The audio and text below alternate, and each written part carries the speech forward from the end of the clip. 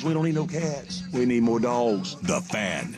More dogs indeed. Ahoy. Happy Wednesday to you. Still no Isaac Ropp. We're on Lane Kiffin watch. Day, I believe, now, 5? Because he got sick.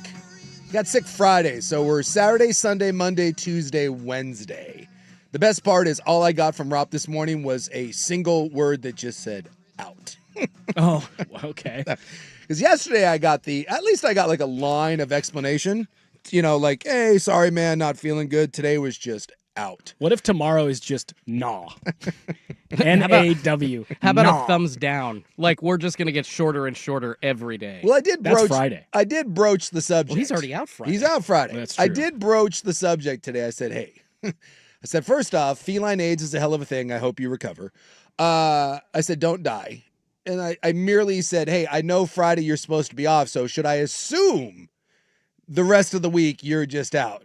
And he said he's not ready to rule out tomorrow, but barring some sort of major uprising, he wouldn't count on being in tomorrow. He's still in feline AIDS protocol, and he has a game coming up, and you have to get in some practice before you're out of the feline AIDS protocol. So he is probably I would assume not going to be here. Andrew Nemec sitting in, and it's National Signing Day, so we thought it made sense for you to wear your best Al Borland shirt and come on in, and we can talk some high school oily hips or whatever the hell happens in the world of recruiting.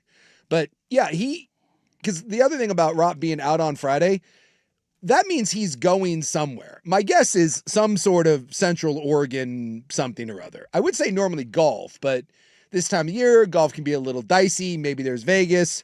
But obviously this was planned out well in advance, which means he's going to do everything he can to be healthy, not for the show, but to be healthy for Friday. So right now, Vegas has him as like he's like a 10-1 underdog to come into the program tomorrow. Oh, for sure. Yeah. So just buckle up on that one. I would say 100-1. Yeah. Like, this is minus 10,000 odds that he will not be here. Isaac Ropp, congratulations. You are the master of the 10-day break when he gets sick. From a 4-day weekend to a 10-day vacation. His immune system, when it comes to getting sick right before or right after a holiday or a vacation, it's unbelievable. He's the Giannis Antetokounmpo of being sick around those sorts of things. The what now? That popped up. Like I see Giannis's face. Like no one's talked 1 second about the NBA, and now all of a sudden, this is the problem with the NBA. Right? This is the coverage of it. Like the Thunder have lost one game. They're the defending champs. They're probably going to get the Clippers number 3 or number 4 overall pick.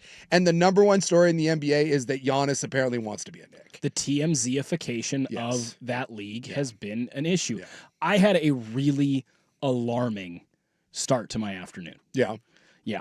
So, as a parent, sometimes you just have a weird feeling with your kids. I don't know if you ever have that, especially when they're little. You kind of have a weird feeling. So I text my mom, who's picking up my daughter, and then they're walking to her house after school. Sure. Hey, just make sure you get there. I want to remind you, and also just be careful. I've got kind of a weird vibe. Okay. So you just have like a sixth sense sort of thing? Yeah, just a bad feeling. Like I just make sure. And by the way, that as a parent is like the worst feeling in the world when you don't know why. I had that sometimes. My kids are all grown now, but every now and then I'd be dropping them off at school, and like the school shooting thing would be in my head. It's an awful feeling when you pull away. You're like, why do I feel like this? Chances are you're just being paranoid. But yeah. So I get a text from my stepson is in college, and he went to Clackamas High School. He's from that area. Yeah. Has a buddy that still lives in the area, right? So I get a video from Jaden's friend that says, little Jordan sighting, my daughter. Yeah. And she's walking down the street. I've sent you the video. Yeah. Completely by herself. Yeah. No backpack. Yes. No coat. No, you sent me this clip and I didn't know what it was. It was just it was just a little girl kind of skipping down the street. And I was like, what? He said, there's context. I'll explain later. I was a little worried about you when I saw the clip. So I tell my mom, be especially careful with Jordan today. I have a little anxiety. Yeah. Jaden's friend messages me, hey, I see your kid walking down the street by herself. And you can see Jordan just carefree, no one around her. backpack, nobody near nothing. her walking down the street. Just out there, just out there raw dogging it, just doing whatever. Whatever. So I call my mom and she's like, oh yeah, I let her run ahead. And it's like, Ma, there aren't that many times where I tell you I'm a little stressed out about it. So just please be extra careful. Now, what does let her run ahead mean? I see. Now we'll have to circle back. Yeah. In the moment, my immediate thing, because we're about to step in to the studio, was, are you guys home now together?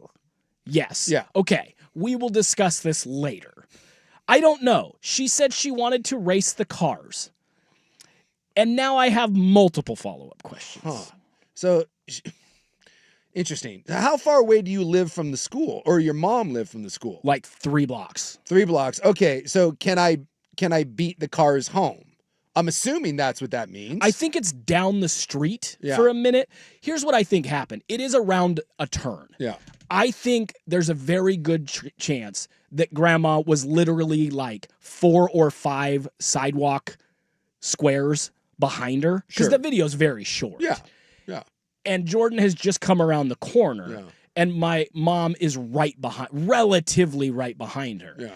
However, on a day when you're like, my anxiety's not good on this issue, getting a text, and by the way, the number of times I've gotten a text from Jaden's friend, one other time.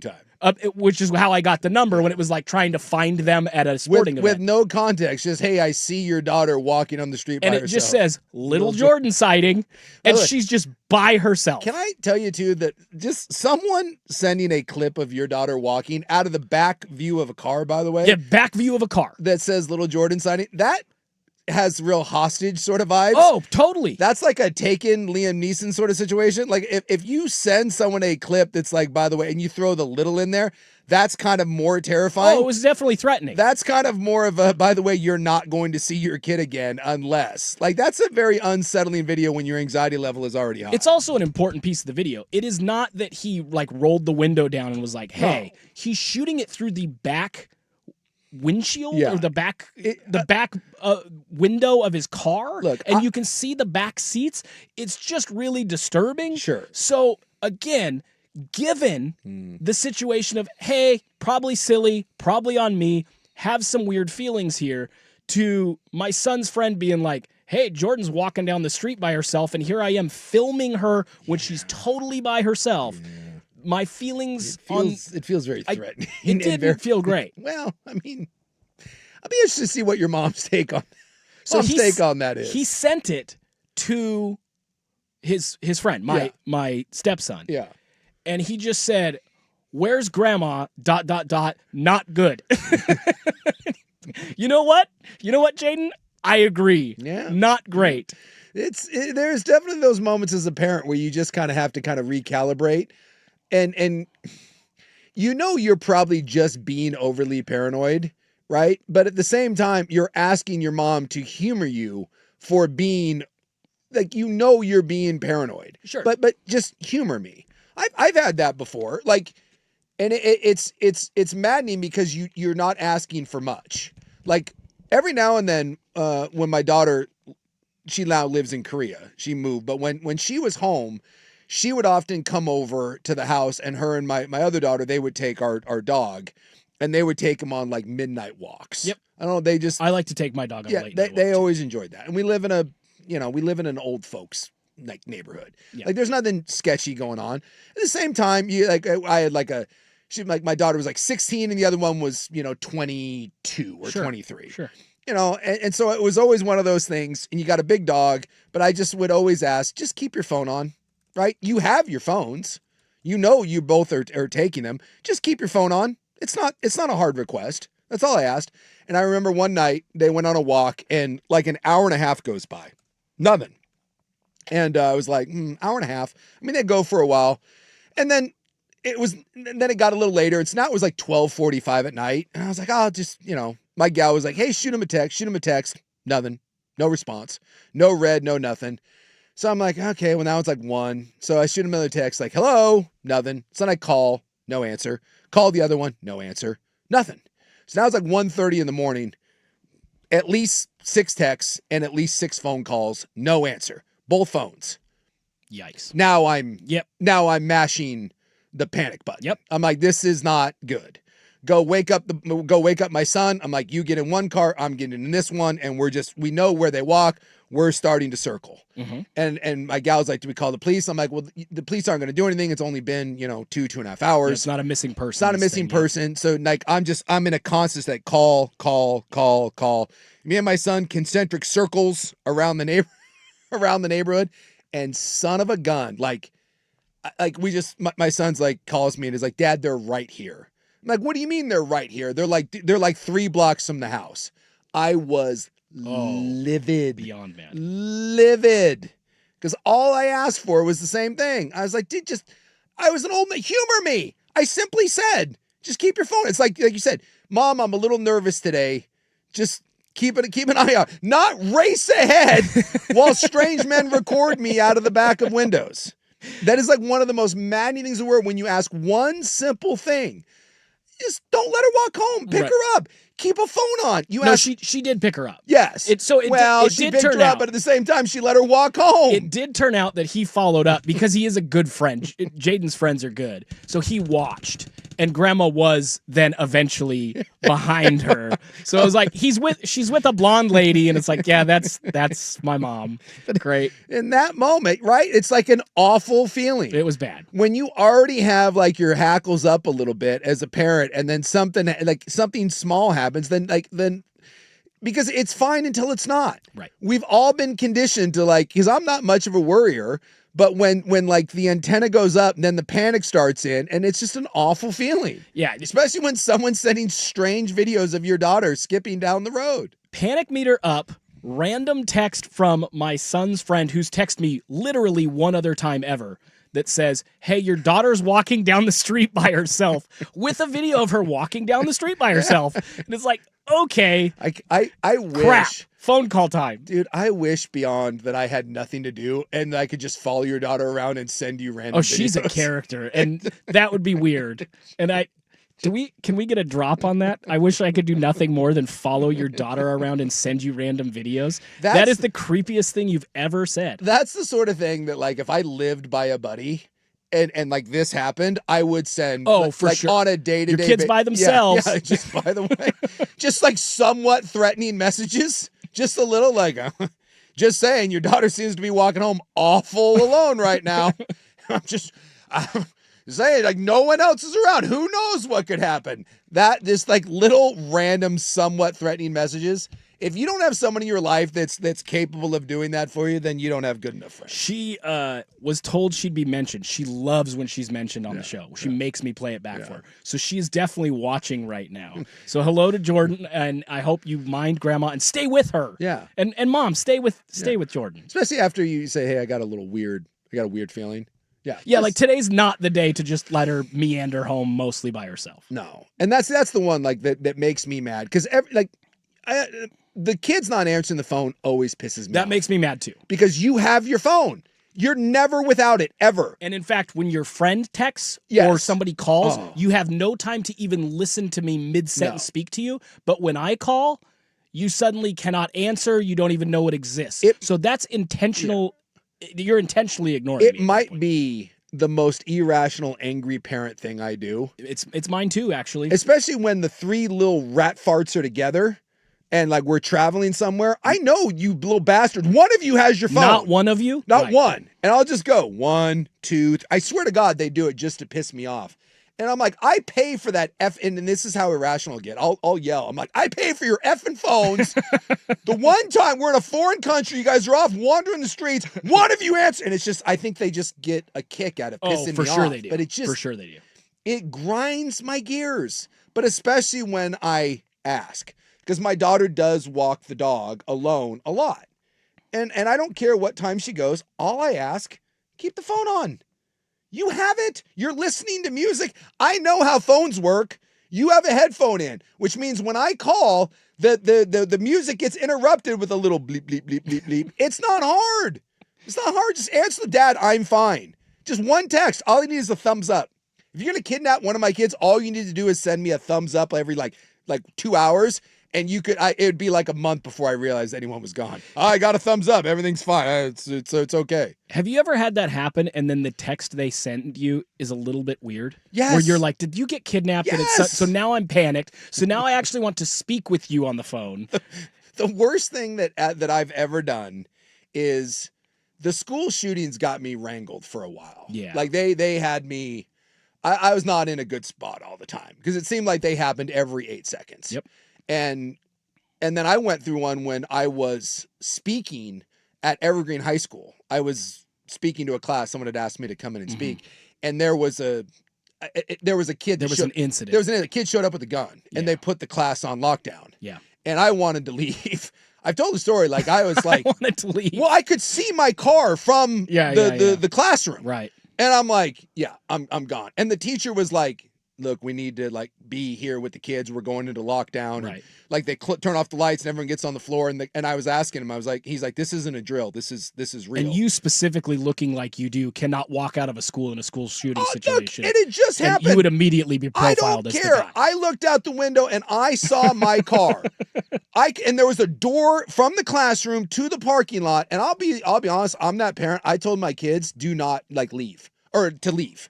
I told every one of my kids, if there is a school shooting and you have a door, F it. Screw the lockdown. I'm like, what are they going to do? Like, get you in trouble?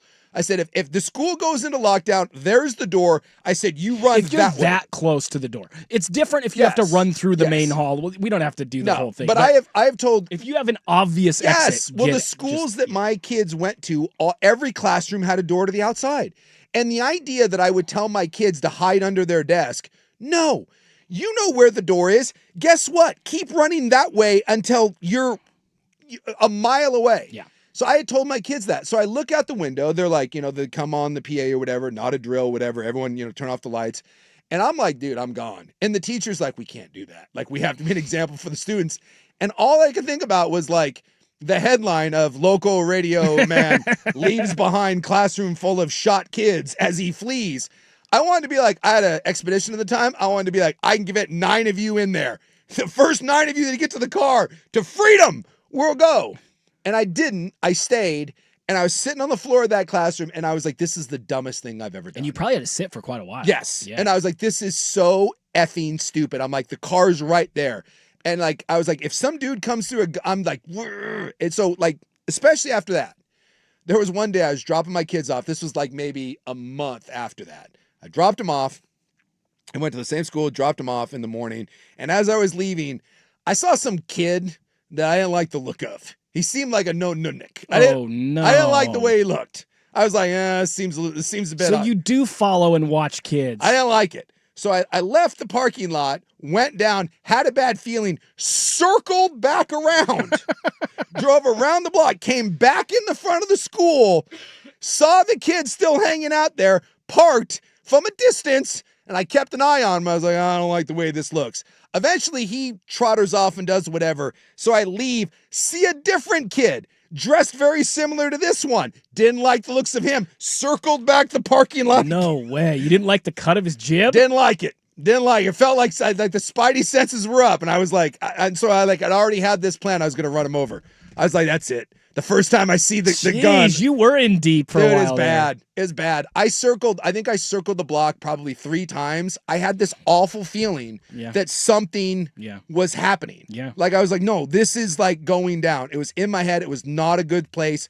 I had the phone ready for 911. I had the car like literally like looking at the kid. I'm like, I'll just run you down right now. I'm like, you son of a bitch. I see a gun come out and you're getting run over by this SUV. Oh my goodness. Nothing. It was nothing. And I just, really? It wasn't? I can't believe it. I thought you were going to tell me the time you became a hero. It was nothing. The guy who almost ran during a real drill and left the kid stranded also tells another story in which he ends up not being the hero. I was so close to blowing out of that classroom and getting in the car. What was it about him? Was he wearing like a corn shirt and you just were like, no, he had on like that could be really dangerous. It was a nicer day and he had on like a big like parka that like came down to his knees. Okay, like a trench coat situation. Yeah, and he was just milling around and like he I don't know why. You didn't like the cut of his jib. The cut of his jib. And it was like, it's way too hot to be wearing that coat. And then when I circled back around and that kid just shuffled off, then another one was there kind of wearing the same thing, and that made it worse. I was like, all right, this is a coordinated attack. I got 2 of them I got to take down. Yeah, dude, all of a sudden I was like, I was full on, like I was Schwarzenegger. Yeah. Like as commando, no, I'm not letting this happen. And I realized, I was like, dude, you are so stupid. Yeah. Like, just get in your car and drive home. And I'm not like that. I'm not like a really paranoid parent. But those school shootings for a while, dude, that had my head up my ass. Yeah. It was I not, get it. it was not good. I get it. Since then, we're good. My kids are out of school. I don't have that anymore, but yeah, it's a bad feeling. That's that parental something's wrong vibe. It's all kinds of bad. This show, all kinds of good. We got National Signing Day. I want to talk about the Penn State thing. This is the Please. most fascinating Please, thing. yes. We may start there. That's good. We'll talk about Oregon, number 1 or number 2 recruiting class. We're on Chris Henry watch right now. Yep. Got a little NBA, got some NFL stuff in the news, plenty of stuff to get to. A Nemec and Suk, and of course, the Schnitzelwolf edition of Primetime right here on 105.1 The Fan. The Trailblazers.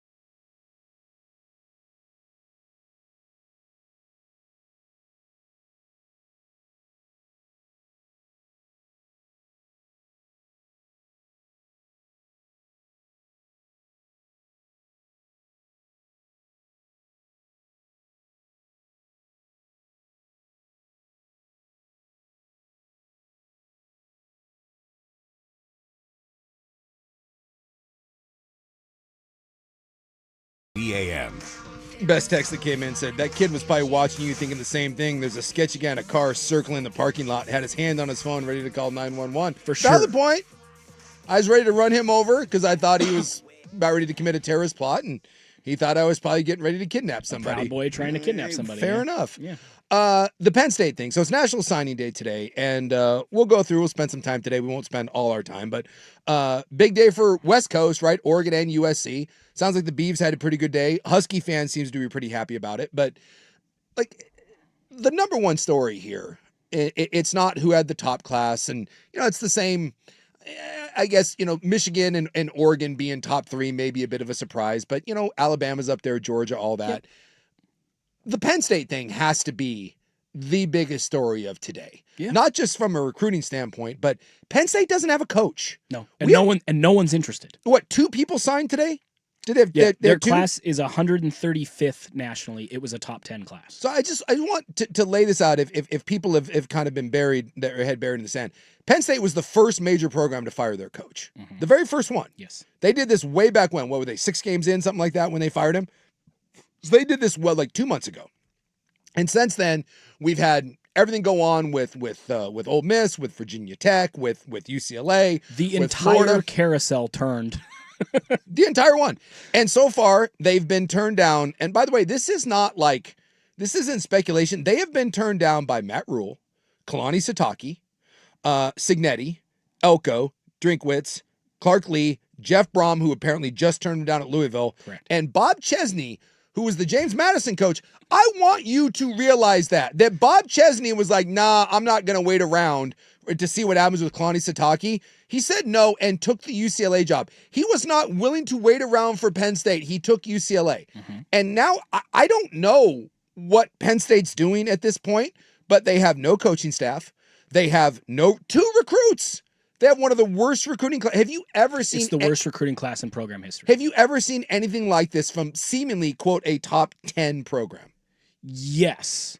Not only 2 recruits, but again, during the Clay Helton last year that he was retained, they had the 12th best recruiting class in the Pac-12. And USC at that time was viewed, and people forget, Clay Helton had a couple of 10-win seasons. Yeah. They were pretty good. So to finish 12th in the early signing day was a huge problem.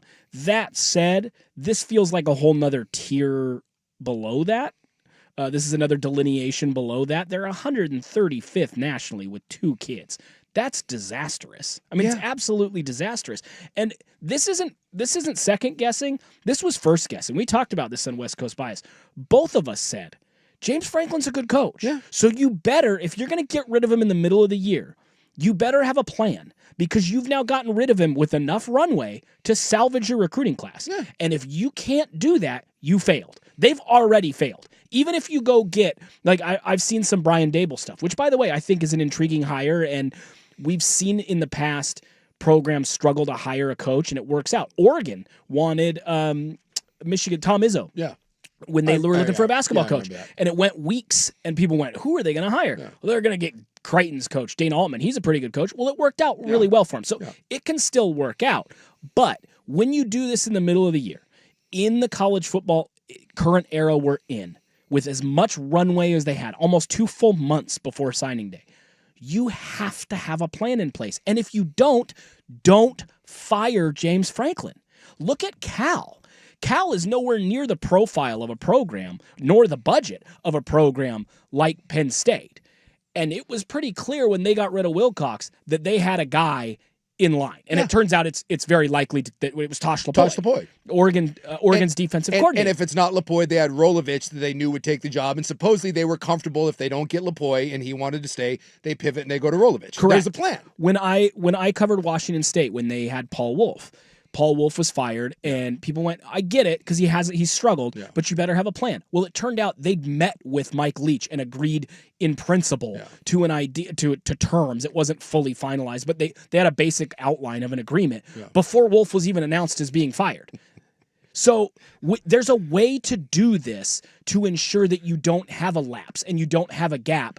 how Penn State ended up in this place, it's unforgivable. They had a solid program. They had a month-long slump for a program that's been very good through James Franklin's tenure, who's produced a ton of NFL talent, who's done a great job at, for the most part, taking a program that, what would we call them, a second-tier Big Ten program? They were stabilizing they were in them, the Wisconsin kind of level. And stabilizing them as a consistent force. Yeah. Not a juggernaut, but a consistent force in the Big Ten.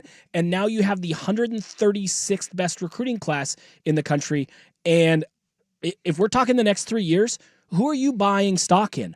Virginia Tech, who just hired James Franklin, or Penn State, who seems rudderless all of a sudden and guaranteed is taking a dip in this next recruiting cycle? Isn't it crazy, too? Like, I've heard that he has flipped, something like between 9 and 11 recruits from Penn State have gone to Virginia Tech. Yes. So he basically took Penn State's recruiting class. Yeah, I drink your milkshake. It's unbelievable. And someone, I didn't know this, someone pointed out, Bob Chesney, who was the James Madison coach, who, by the way, whether or not he's the next Cignetti, because obviously he took over for Kurt Cignetti, he's got kind of that vibe, right? That's the profile. Good looking guy, young, energetic, pretty fiery, right? Like that's like kind of what you're looking for. He'll do really well, you would think, at UCLA. He's from Pennsylvania. He played college football at Dickinson College. Guess where Dickinson's in? It's in Pennsylvania. He was in your backyard. Like, what are you doing? And the other one, too, is you got undone by a cookie. The crumble cookie people outbid you. Kalani Sitake was coming to Penn State until the crumble cookie people were like, all right, we can come through. You made BYU, who pays nothing. BYU historically has paid their coaches jack. They're famous for it. They're famous for that. Well, it's the idea of they lean heavy into the, like, hey, this is the Lord's university. It's a duty. It's a duty. It's an honor. And make no mistake about it. Like, when Sitake was making that decision, he met with high-up church leaders. He met up with high-up church leaders. I'm sure they leaned on him, but they also quadrupled his salary, and apparently they're giving him a bunch of money in NIL. They're committed to this. And one of the things is they went to the crumble cookie guy.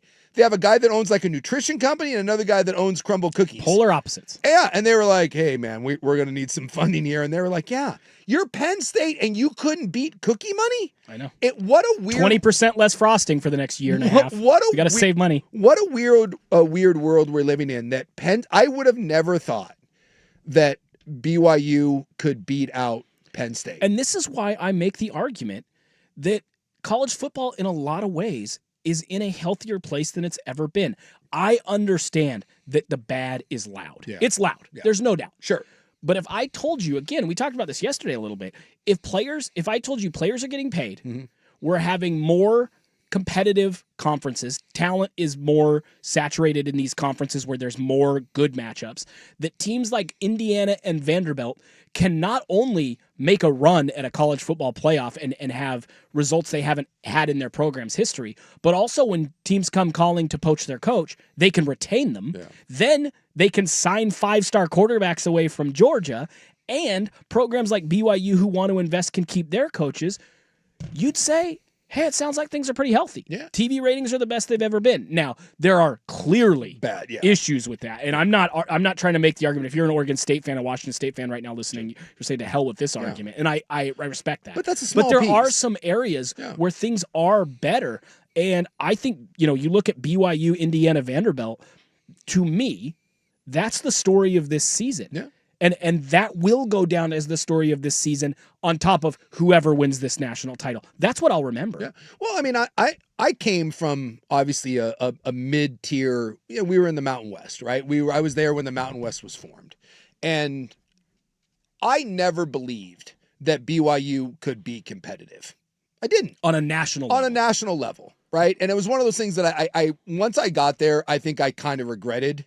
That was one of the things I regretted. It's a Ty Detmer ain't walking through that door kind of vibe. Yeah. What was your first season there? 97. Okay, so you might have fallen under that. They had just missed out on the Bowl Alliance game, and so you saw like, maybe. And we had 2 years where we were a top 10 school, exactly. And so, but like, I going back and talking to myself, I would have been like, it's not fun to play against New Mexico and UNLV. Now, we played a great non-con. I mean, I got to play, Notre Dame and Alabama and Virginia and Mississippi State and Washington and Cal and Arizona State. Sure. But those were 4 games a year. Right. And so I understand. Like, if I could go back and tell myself over again, I think I probably would have made a different decision, because I had options to obviously go play in the Big 10 or the Big 12 or the Pac-10 at the time. Sure. But I understood once I was there, it was fine. Like, we didn't really have the obviously transferring was way harder and all that. So I was just like, hey, this is my lot. It's fine. I'll stick it out here, get a good education, all that. I never would have thought, because I had BYU fans all the time would talk to me about like, hey, what do you think? And I was always like, no. Like, we aren't going to compete in that level. I mean, I was at the point where I was like, dude, if you split into like a top tier, there's nothing wrong with BYU going down a level and being a big fish in a small pond. Yeah. I was like, with our restrictions, with the honor code and everything, we're not in a major conference. We're not going to be in a major conference. I was like, it's fine. Like, I have realistic expectations. This world that we live in now has changed all of that. Yes. I mean, BYU is an actual, we can talk about it another time. BYU right now, if anyone has a complaint about the current system and the way they're being treated, it's not Miami, it's not Texas, it's not Notre Dame, it's BYU. BYU is 11-1. There has never been in the history of the AP poll at the end of the year 11-1 team that has not been in the top 10. Sure, but no, come on. No, you've seen. But this is what I'm talking about. They don't pass the eye test. Okay. Well, but you're still saying in the history, it doesn't matter. There's been other teams that don't pass the eye test. Did SMU pass the eye test last year? Yeah, I get your point. Yeah, did SMU pass the eye test? No, I just said no. Yeah, and SMU made the playoff. Right. Who beat SMU last year? I don't remember. BYU. Okay, well. But BYU was not considered. And by the way, I'm not trying to make the argument that BYU is one of the top 11 teams in the country. Where'd you go to college? BYU. Okay, but I'm just teasing. I know. But unlike, I think Dirt does this. Dirt puts on the duck-colored glasses. I do not. No, you don't. You're very fair. I am very fair. Trust me. BYU is going to get drilled by Texas Tech, and it won't matter. And it won't. But yeah, but that's what I think too. I think Texas Tech is going to smack them. But when ESPN puts up the demographic and they're comparing Alabama, Notre Dame, and Alabama and Miami, right? Mm-hmm. They put up those 3 logos. Mm-hmm.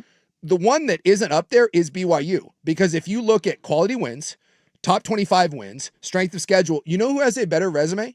It's BYU. And it's not like, this isn't my opinion. This is fact. Yeah, you're saying based on the statistics of where teams are ranked and who they've beaten. Based on what the committee, is putting out there, BYU has a better argument than any of those other teams. And so think about this, a Power 4, imagine an ACC team, an SEC team, or a Big 10 team being 11-1 and not making the playoff. It wouldn't be possible. Sure. With the Big 12, it is. And I don't know if that's a Big 12 thing. I don't know if it's a BYU thing. I think it's a Big 12 ACC thing. I mean, so we might have a situation here where BYU gets left out as an 11-1 team, where right now, if it ended today, they'd be left out. Yes. And no ACC team or no ACC at large bid gets in at all. So it's a weird... And isn't there a world where no ACC team gets in either? Yeah. And this is kind of my point is it has become the Big 10, the SEC, and everybody else. Yeah. And that's why I think eventually these big brands, and I think BYU is one of them, yeah, they're going to push to be in the Big 10. You're going to get maybe Arizona State to push to be in the Big 10. You're going to have Clemson and Florida State want to push to be in the SEC, because the line, it's not a fine line. It's a very firm line in the sand that if you're not in the Big 10 or the SEC, we are not quite as willing to listen to your argument. In fact, you're kind of wasting our time, which isn't fair. But we're willing to do it with Notre Dame, and we're willing to do it with Miami. We're doing it right now. Miami's going to go back-to-back years, potentially being the bubble team. And we'll talk about Miami will get in. My point is, I'm not here to say, look, I get it. BYU is not getting in. And I'm playing the foil here. Yeah, BYU is not getting in, and I'm not trying to make that argument. I guess to a larger extent, I'm just happy that in this world, yes, with all the flaws, because I've been saying it all along, as much as this system kind of sucks at times, it's way better than what it used to be.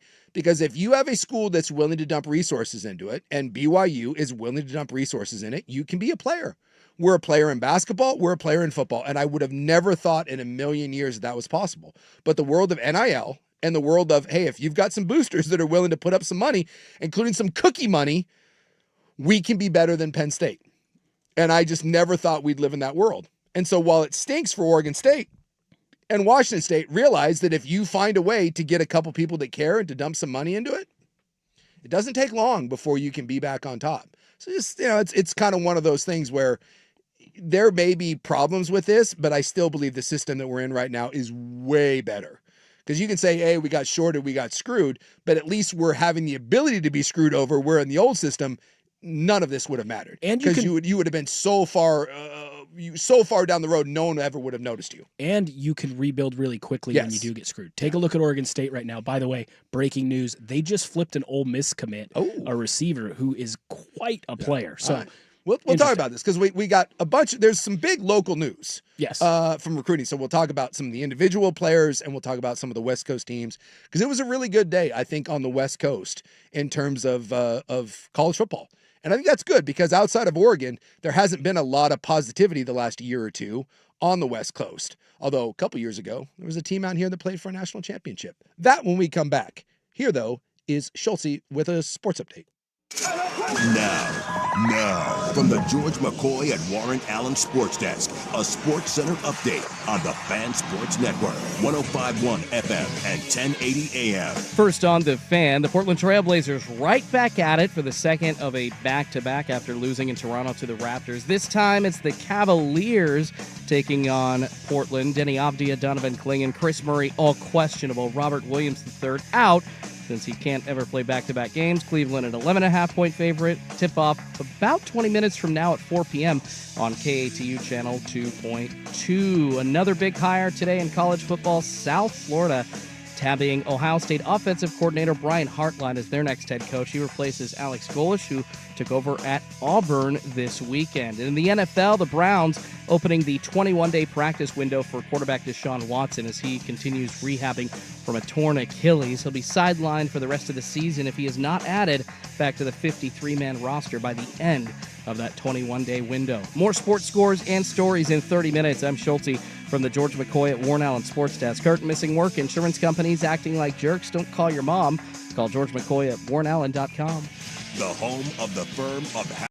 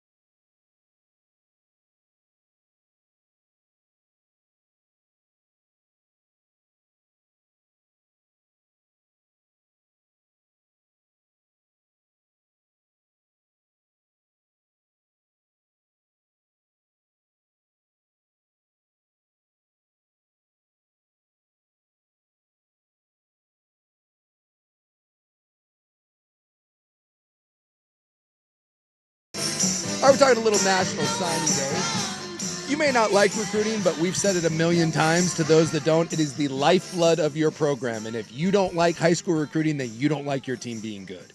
I mean, the national champion every year, you can pick it from about 10 teams, and it all comes down to recruiting. In fact, I think Dave Bartu talks about this.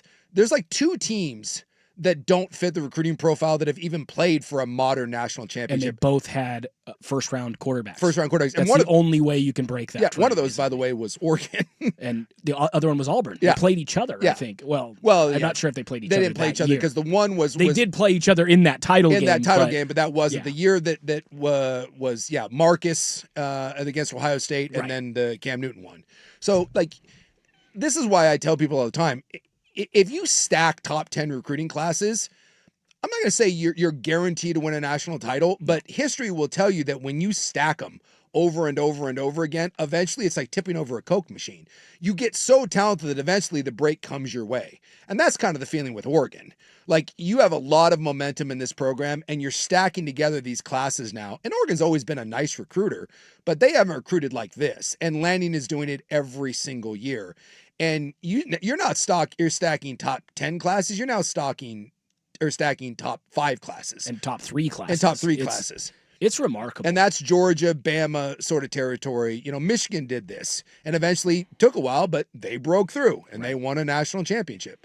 So when you look at from a West Coast standpoint, right, we had USC being number 1, although you say kind of with a caveat. Oregon number 2, that might end up being number 1. Mm-hmm. Washington ended up with a top 13 class. Yep, as of right now, number 13 class in the nation, which is huge for them. Massive. And then the Beavs had a nice day. Flipped a couple of big time recruits. This was a big day for West Coast recruiting. This is the best day for West Coast recruiting in a decade. How much of that is the current landscape of NIL, or how much of it is the current landscape of you can't stockpile talent like you used to? I think it's multi-layered here. I think that the SEC clearly had a leg up on paying players. Sure. Let's call a spade a spade. Yeah. The ACC and SEC, and that's even from my time when I was covering mostly Oregon and Oregon State here at the Oregonian and moving on, after that. Yeah. People told me they have salary caps. Yeah. You get $10,000 for taking an official visit in an SEC school. That was before you could pay players. Yeah.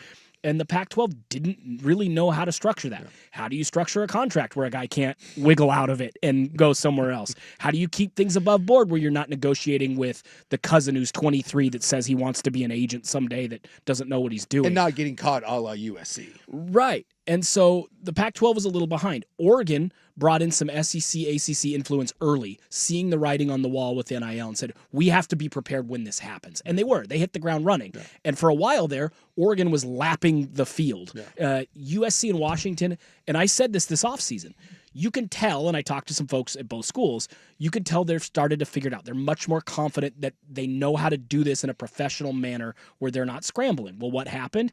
USC had the number 1 class in the nation. Washington had their best class in years. So that's part of it. The other piece here is you compare the number 1, number 2, number 3 class this year, or even in the NIL era, to the number 1, number 2, number 3 class, say in the Pete Carroll era. These classes would not stack up and be in that range. They'd be more like 5, 6, 7. Why is that? Well, the SEC is used to paying players, and now everyone pays players. So you look at what's happening. USC, I think Oregon actually led the nation, was tied with a couple other schools with 4 5-star recruits. Yeah. It used to be that Alabama, maybe Ohio State, whoever was number 1, they'd have 8. They'd have 7. You look at the SEC, and you can go all the way down into the 10, 11, 12.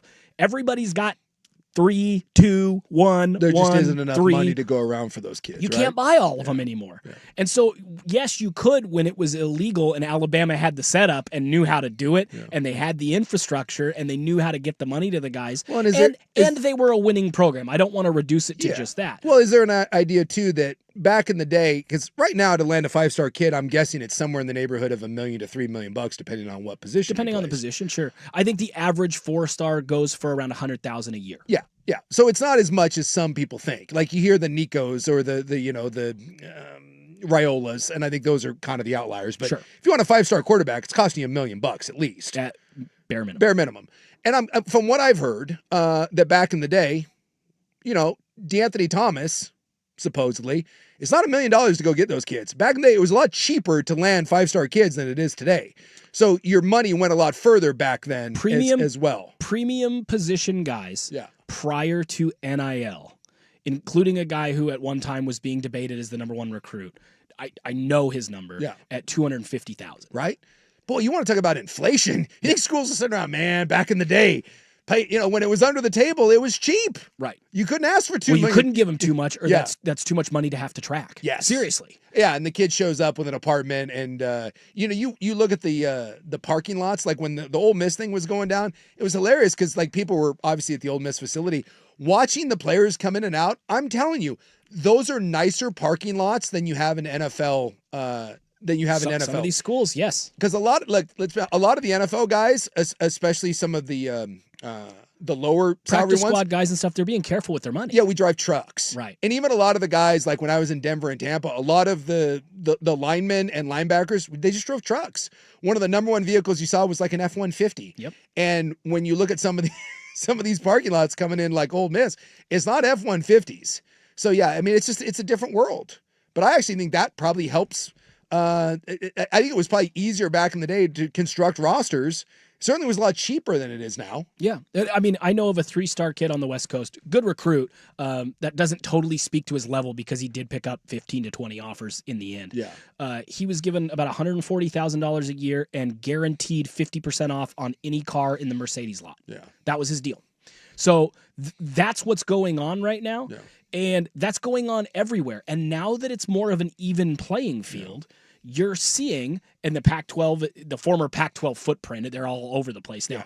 Those schools have figured it out. And now that we're on this even playing field, not only are the Indianas and Vanderbilts getting their piece of the pie, but the Pac-12 now seems to be able to, the former Pac-12 schools now seem to be able to hold their weight. Whereas before you'd see them recruit a 5-star guy and you'd have to panic going into signing day going, is Alabama just going to flip this kid on signing day? So there's a lot going on. Part of it too, let's be honest here, Oregon's brand. They're producing a ton of talent for the NFL. And I really truly believe this if we're kind of recapping the West Coast. I think Washington feels their results are much improved. And you've seen that effort when they host visits. Kids are much more excited about a visit to Washington than they've been in years past. When you look at USC and Oregon, I think both staffs, Chris Henry Jr. still pending, I think that would sway things. Sure. Both staffs right now would say, for what we want, we have the number 1 class in the country. Oregon has 21, 22 commitments, so they have lots of wiggle room for transfers, and they don't want to run out a bunch of their guys. They like the depth of their program. USC got like 36. USC has 36. So I want to talk about this. So we'll put a pin on it. We got to come back. We're up against it. We'll carry this over because I do want to talk about some of the individual kids, and I also want to throw some love to both UW and Oregon State, which obviously are going to get overshadowed by USC and Oregon. But again, nice days. So touch on that when we come back. Primetime here on The Fan. Your leg bone connected to your knee bone. Who's in, who's out? Why? This is the Injury Report, brought to you by Zoom Care. Health on your schedule. Do you have a target? Do you want to be ready at the Genesis or the Masters? You know, as I said, I don't know. You know, I just started to chip and putt. I just started to lift in the gym. I just started this process. So a disc replacement takes time. It's longer. It's not as long as the fusion, thank God. But it's going to take time. At some point, that's Tiger Woods, by the way. He's 50 years old in a couple weeks. I mean, I love the comeback. At some point, it's done. How many more majors will we see him play? Maybe play. I don't know how many more will we see him finish. Maybe not. This is better question. This is over. Like you can do the nostalgia thing and tee off at the Masters and wave at people, but dude, Tiger ain't coming back. This report brought to you by Zoom Care, more than 20 neighborhood clinics in Oregon and Southwest Washington. Convenient access to same-day urgent care and emergency care. Schedule or learn more at zoomcare.com. Whether you're looking for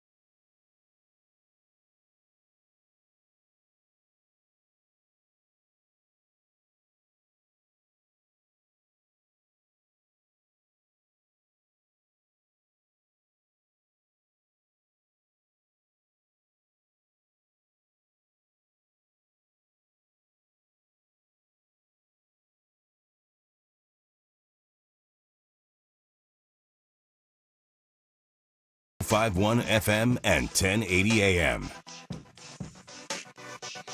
All right, we're way over, so we'll do something short here and kind of get back on the clock. But real quick, we'll touch upon that, and then we'll actually dive into some of the classes. But you mentioned Oregon, small class, USC, giant class. USC with 36 kids. The hell are you going to do with 36 freshmen? You're going to run out a whole bunch of kids. Yeah, right. And so spare me that the transfer portal is all about kids getting money. Lincoln Riley is literally, I'm sure that staff has told 10 to 15 kids already. You need to go to kick rocks, and I bet it gets up to 25 to 30. And by the way, to those, because Dion did this at Colorado and it kind of pisses some people off, and Mel Tucker did this at Michigan State. It's more common than you think. Dan Lanning did this, by the way. Heck yeah, Dan Lanning. If you ain't good enough, you ain't good enough. When Dan Lanning came into Oregon, they had a mass exodus. Especially at that front seven. Yes. It was Dan Lanning came in and he basically said as much. He goes, look, these aren't good enough for what I'm trying to do. So they were open and honest with the with the kids. And like we've talked about this, about a third of everyone's roster is actively being unrecruited by that team. Yes. Where after a year or two, if you don't fit into their plans, at that point you become a burden and it's time for you to go somewhere else. I've had coaches tell me that. We are actively de-recruiting 15 kids right now. We are actively de-recruiting 25 kids right now. Like literally trying to find ways to tell them to get out. Yeah. So USC number 1 class, Oregon number 2 class, but strength of each individual recruit, Oregon greater than USC, correct? By a lot. By a lot. Okay. To put it in perspective, Oregon in the last 4 years has signed as many 3-stars as USC signed just this year. Okay. So USC stockpiled the 3-stars. Oregon's going for high-end talent. USC tried to do what Oregon did several years ago, purge the roster, try to get more talent in. Lincoln Riley should have been doing this 4 years ago. It's alarming that he's doing it this year. That is an alarming sign, but he is doing it. All right, so when we come back, we'll actually talk about some of the individuals in that class, including some of the local kids and the Beavs who had a nice day. Primetime, hour 2 when we come back.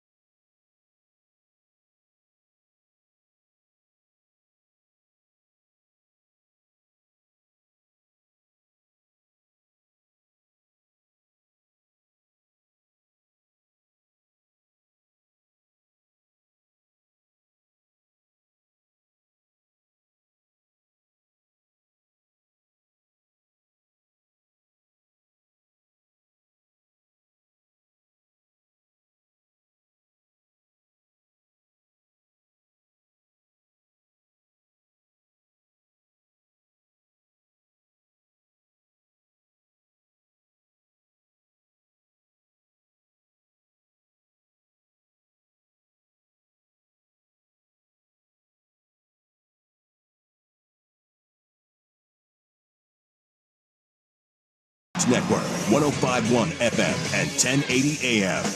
First on The Fan, the Portland Trailblazers right back at it for the second of a back-to-back tonight after losing to the Raptors yesterday. They're in Cleveland right now facing off against the Cavaliers here in just moments. We did get the official word. Chris Murray and Robert Williams III both out. Cleveland an 11.5-point favorite in that one. You can watch it on KATU Channel 2.2. Elsewhere around the association, Los Angeles sending Chris Paul home from Atlanta, where the Clippers face the Hawks tonight. Multiple reports stating that he and head coach Ty Lue were not on speaking terms. The Clips have lost 14 of their last 16 games. And another hire in college football to announce today, South Florida tabbing Ohio State offensive coordinator Brian Hartline as their next head coach. He replaces Alex Golesh, who took over at Auburn this weekend. More sports scores and stories in 30 minutes. I'm Schulte from the George McCoy at Warren Allen Sports Desk. Hurt and missing work, insurance companies acting like jerks. Don't call your mom. Call George McCoy at warrenallen.com. The Fan is live on YouTube and Twitch. And now Window Nation.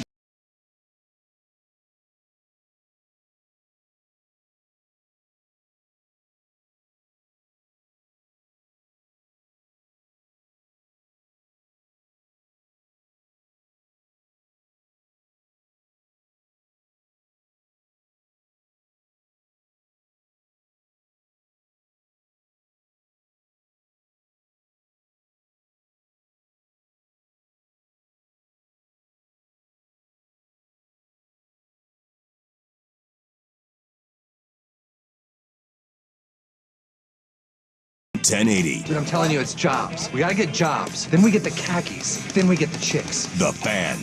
Indeed. Welcome in Hour 2. Primetime here on 105.1 The Fan. Talk a little football, National Signing Day, early signing period. This has nothing to do with college football, but I do find it funny.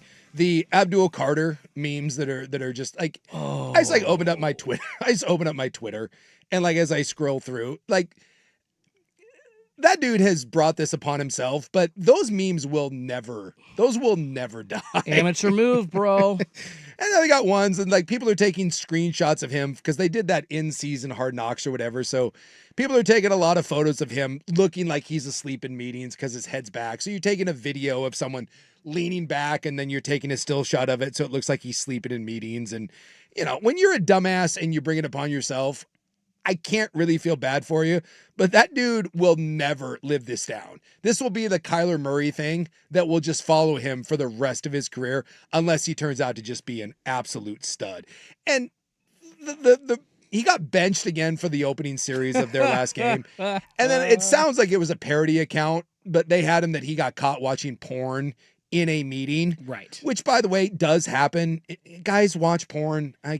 It happens. Well, it's that he was watching it. I don't know if this is true, but the headphones jack had been not filled, so the sound was in the speakers. So he's saying supposedly, allegedly, and I think that's probably not true.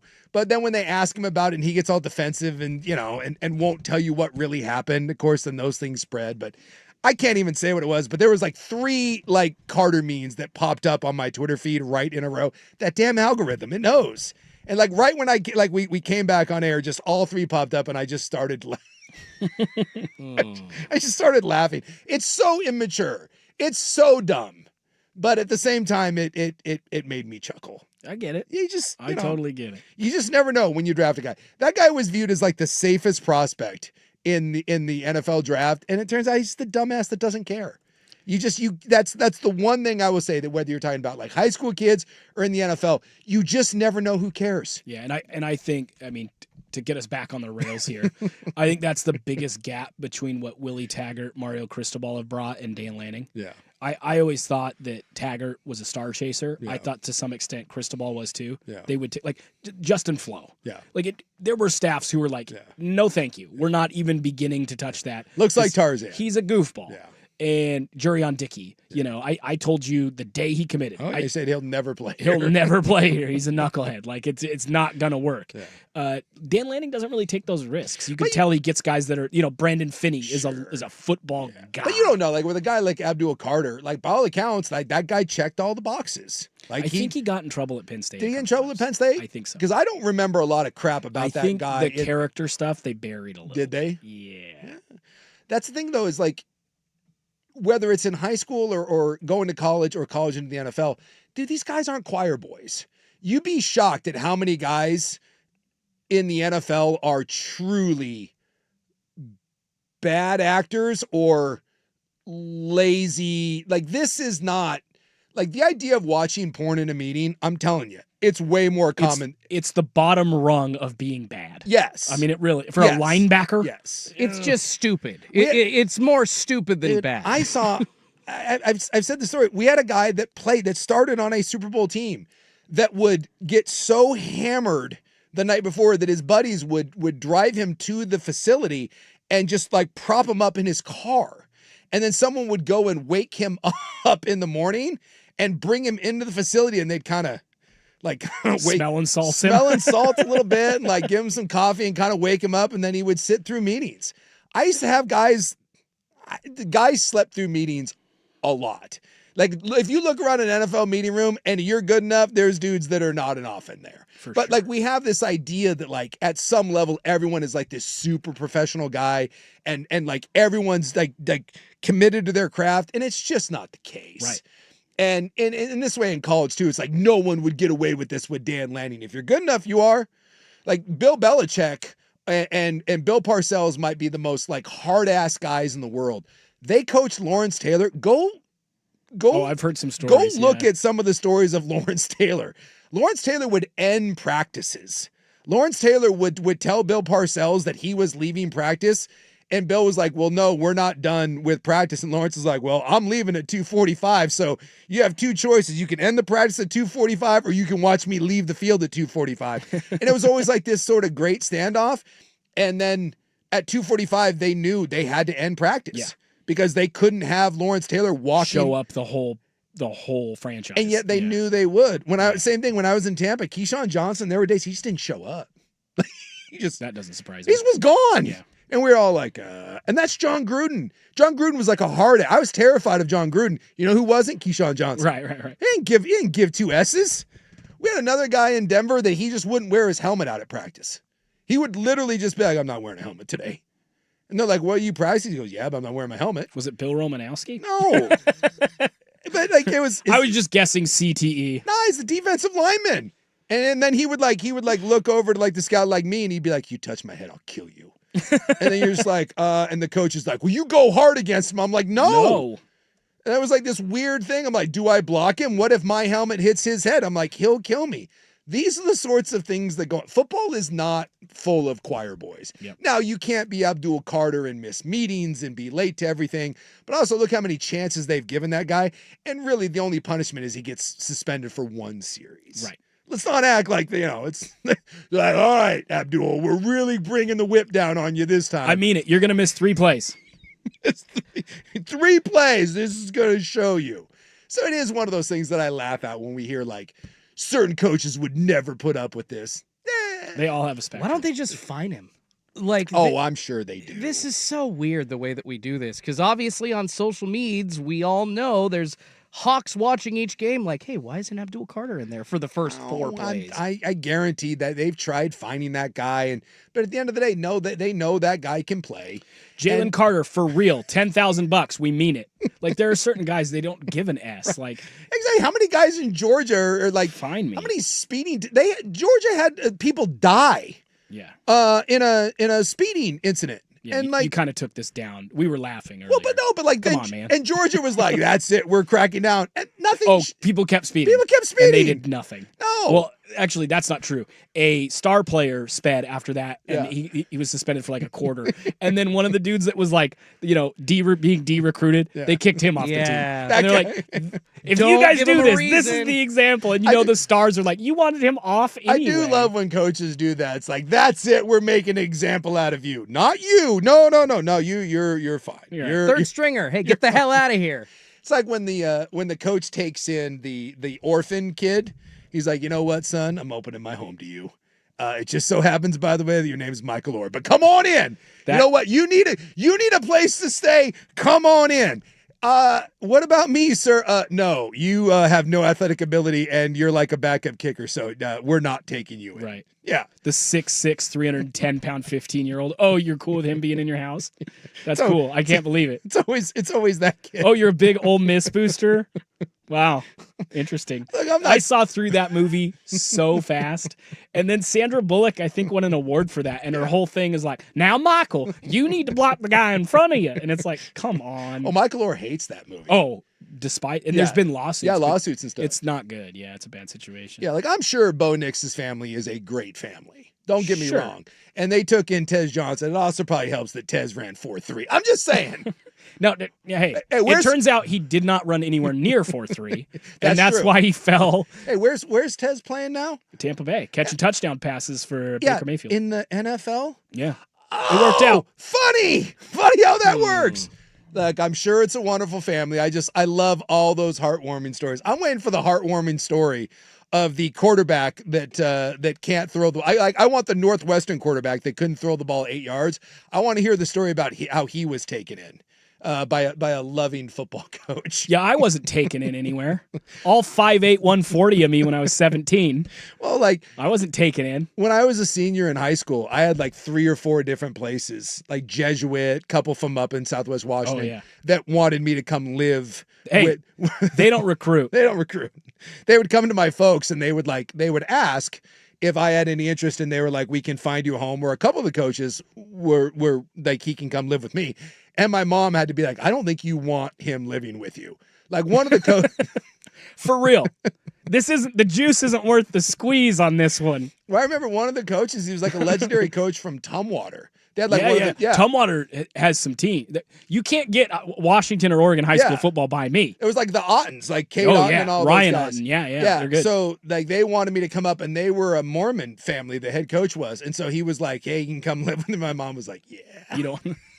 I think that was a direct He'll quote. make it a day. I think it was the direct quote. My mom was like, I don't think you want him living with you. It's one of those, yeah, no. He's my son and all, but yeah. No. All right, we get back to this. We'll actually talk about the classes, or we'll make No, an we attempt to. won't. We will. We're going to talk about the damn classes when we come back. We're going to get serious, damn it. Serious. No more Abdul Carter nonsense. Primetime rolls on here on 105.1 The Fan. Dirt and spray.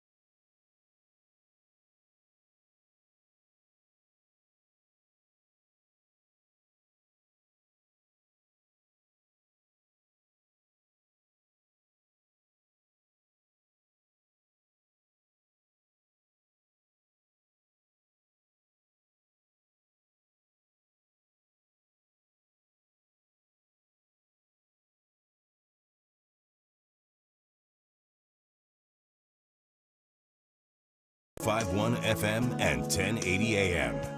All right, welcome in. In the news coming up, someone says, damn it, folks, I'm never going to find out who Oregon State flips. Let's start there. Sure. We do want to talk about some of the classes. So let's start with Oregon State, who had a nice day. And Had a really good day, yeah. Well, it's a big deal considering that they've had a coach for like a grand total of like 4 or 5 days. Yeah, perspective is important here. Yes. It's the lowest rated class in program history. It already was. Sure. So let's pump the brakes there. But they flipped and re-added key pieces. And I want to preface here because they had some decommitments today too. Yeah. Decommitments come in 3 waves. Your head coach gets fired and the kids that are on the fence leave. Sure. The assistants aren't retained by the new staff. They find out the assistants that were close to the recruits tell them and some kids leave. The third wave is the new coaching staff evaluates the commitments and is like, you're not for us. Let's go ahead. So shove you aside. No names being mentioned here, but just in general, Oregon State had some decommitments today. I feel very confident saying Coach Shepard's fully comfortable with the losses that they have at this point. Yeah. Let's just leave it there. So they start the day flipping Caleb Metzner. Caleb Metzner was a South Alabama commit. That doesn't really tell his whole story. I compare him, different position. He's an edge rusher with 24 and a half sacks his senior year. Monster. Yeah. I compare him a lot to Damian Martinez. When Damian Martinez was being recruited, he signed with Oregon State. He was a 3-star guy. I was talking to multiple schools, and at the time, multiple schools said, if our running back decommits, we're offering Damian Martinez. Yeah. And it sucks to be the backup choice, but if you're the backup choice for Oregon, USC, Washington, and Florida State, just naming schools, I'm just saying in general, that means you're a pretty good recruit. And USC, and Damian Martinez has said this, USC begged him the night before signing day, do not sign because we think we're going to have a kid transfer out and we really want you. So in the end, Oregon State beat out USC for Damian Martinez, but he never had an offer. Sure. Alabama wanted Caleb Metzner not to sign. They were hoping to add him late in the class. So the fact that Oregon State gets him is huge. Lance McGee decommitted. I thought he was their most talented commit in this class. He decommitted. Last weekend, they played in a semifinal game against Puyallup, who is loaded. They have like 15 D1 prospects on that team from their freshman class up. There's like 3 in each class. It's not all seniors. He ran for 300 yards and 5 touchdowns, and they upset Puyallup. Yeah. He's really, really good. He decommitted from Oregon State. I had mentioned there's a recruit telling me I'm decommitted and not telling Oregon State staff. Yeah. That's how disengaged they are with their recruits. It was a disaster. I'm happy to tell you now that was Lance McGee. Yeah. He loved Oregon State. Yeah. He had no relationship with the old staff. He wasn't comfortable with them. So he decommitted. Right away, Coach Shepard gets him back in the fold. He recommits this morning. That's huge. Then about an hour and a half ago, Jamison Powell, an Ole Miss commit with almost 20 scholarship offers. Earlier in the process, Oregon, Washington, Ole Miss, Arizona, Boston College, Cal. He flips from Ole Miss to Oregon State, and you heard in that presser, Shepard talking about key areas to recruit. He's from Folsom, California. Folsom High School has a bunch of good prospects. He flips Jamison Powell, a 5'11", 170-pound receiver who, again, Big Ten, ACC, SEC offers.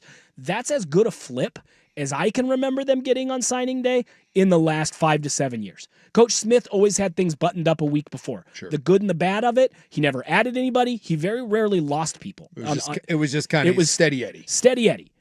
They don't flip guys on signing day. They've already flipped 2 high-profile players on signing day for Oregon State. And again, this buzz started for me. The first calls I had where it's like, hey, man, this staff's doing work was Friday. I started getting calls from people going, this Oregon State staff's for real. Like they recruit and they care about recruiting and they get it.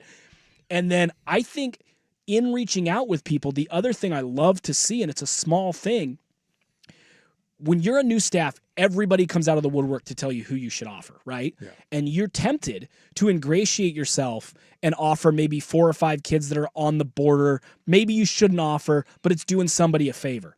They didn't do that.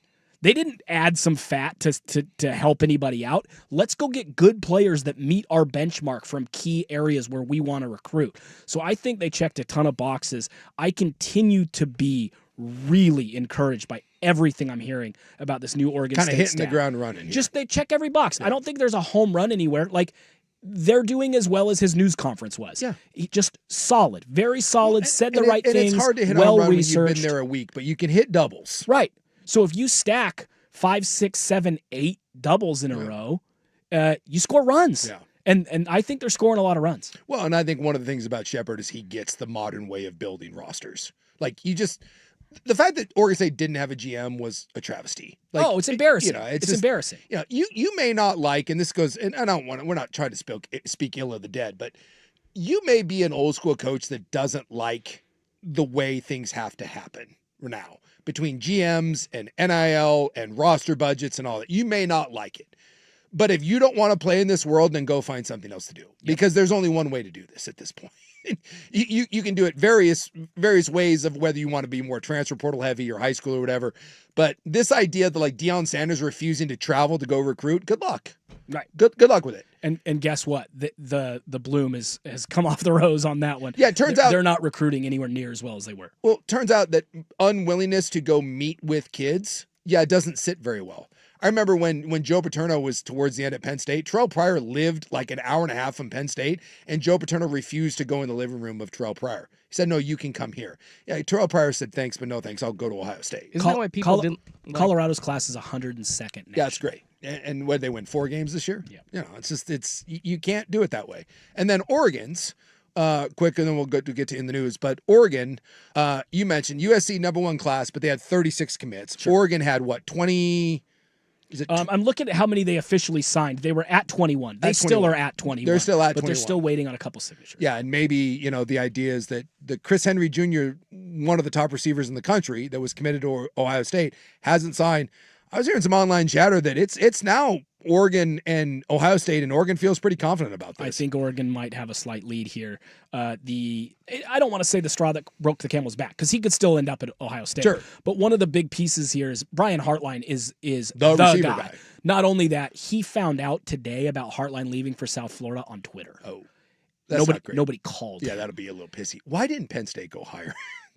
Anyway, that's a whole it's a whole nother thing. But so they're watching that, and in part because of that, I think, I'm not 100% certain, 5-star wide receiver Jalen Lott has not yet signed. So you think Lott's waiting for Henry? If Henry signs, you lose Lott. If you don't get Henry, then you still have Lott. Maybe something like that. And to be honest, dude, in the NIL era, would it shock me if Lott's waiting to hear exactly what's going on with Henry and the NIL deal he gets and says, okay, well, me too, if I can get, because Texas really likes Jalen Lott. Jalen Lott was my favorite recruit. And you like Lott a little more than you do Henry, right? As an individual prospect, yes. In Oregon's receiver room, no. Okay. Jalen Lott is half a tier below DeCorian Moore, but very similar to DeCorian Moore, just oversimplifying. Sure. Chris Henry Jr. is a receiver that Oregon hasn't had with hands since physical. Jason Williams, who had no hands, right? He's 6'5", 205 pounds. About 6 weeks ago, ESPN had him as the #1 recruit in America. He dropped down to 7th for ESPN. 24/7 has him as 32 nationally. But this is the big prize of the big-bodied receivers. And you look at Oregon's wide receiver room, and you look at Cooper Perry and DeCorian Moore and Justice Lowe and some of the guys. Gatlin Bear signed today after coming back from his LDS mission, the former 5-star. You look at that receiver room, there's not a whole lot of guys that are at your eye level, to be honest. And you're not the biggest guy.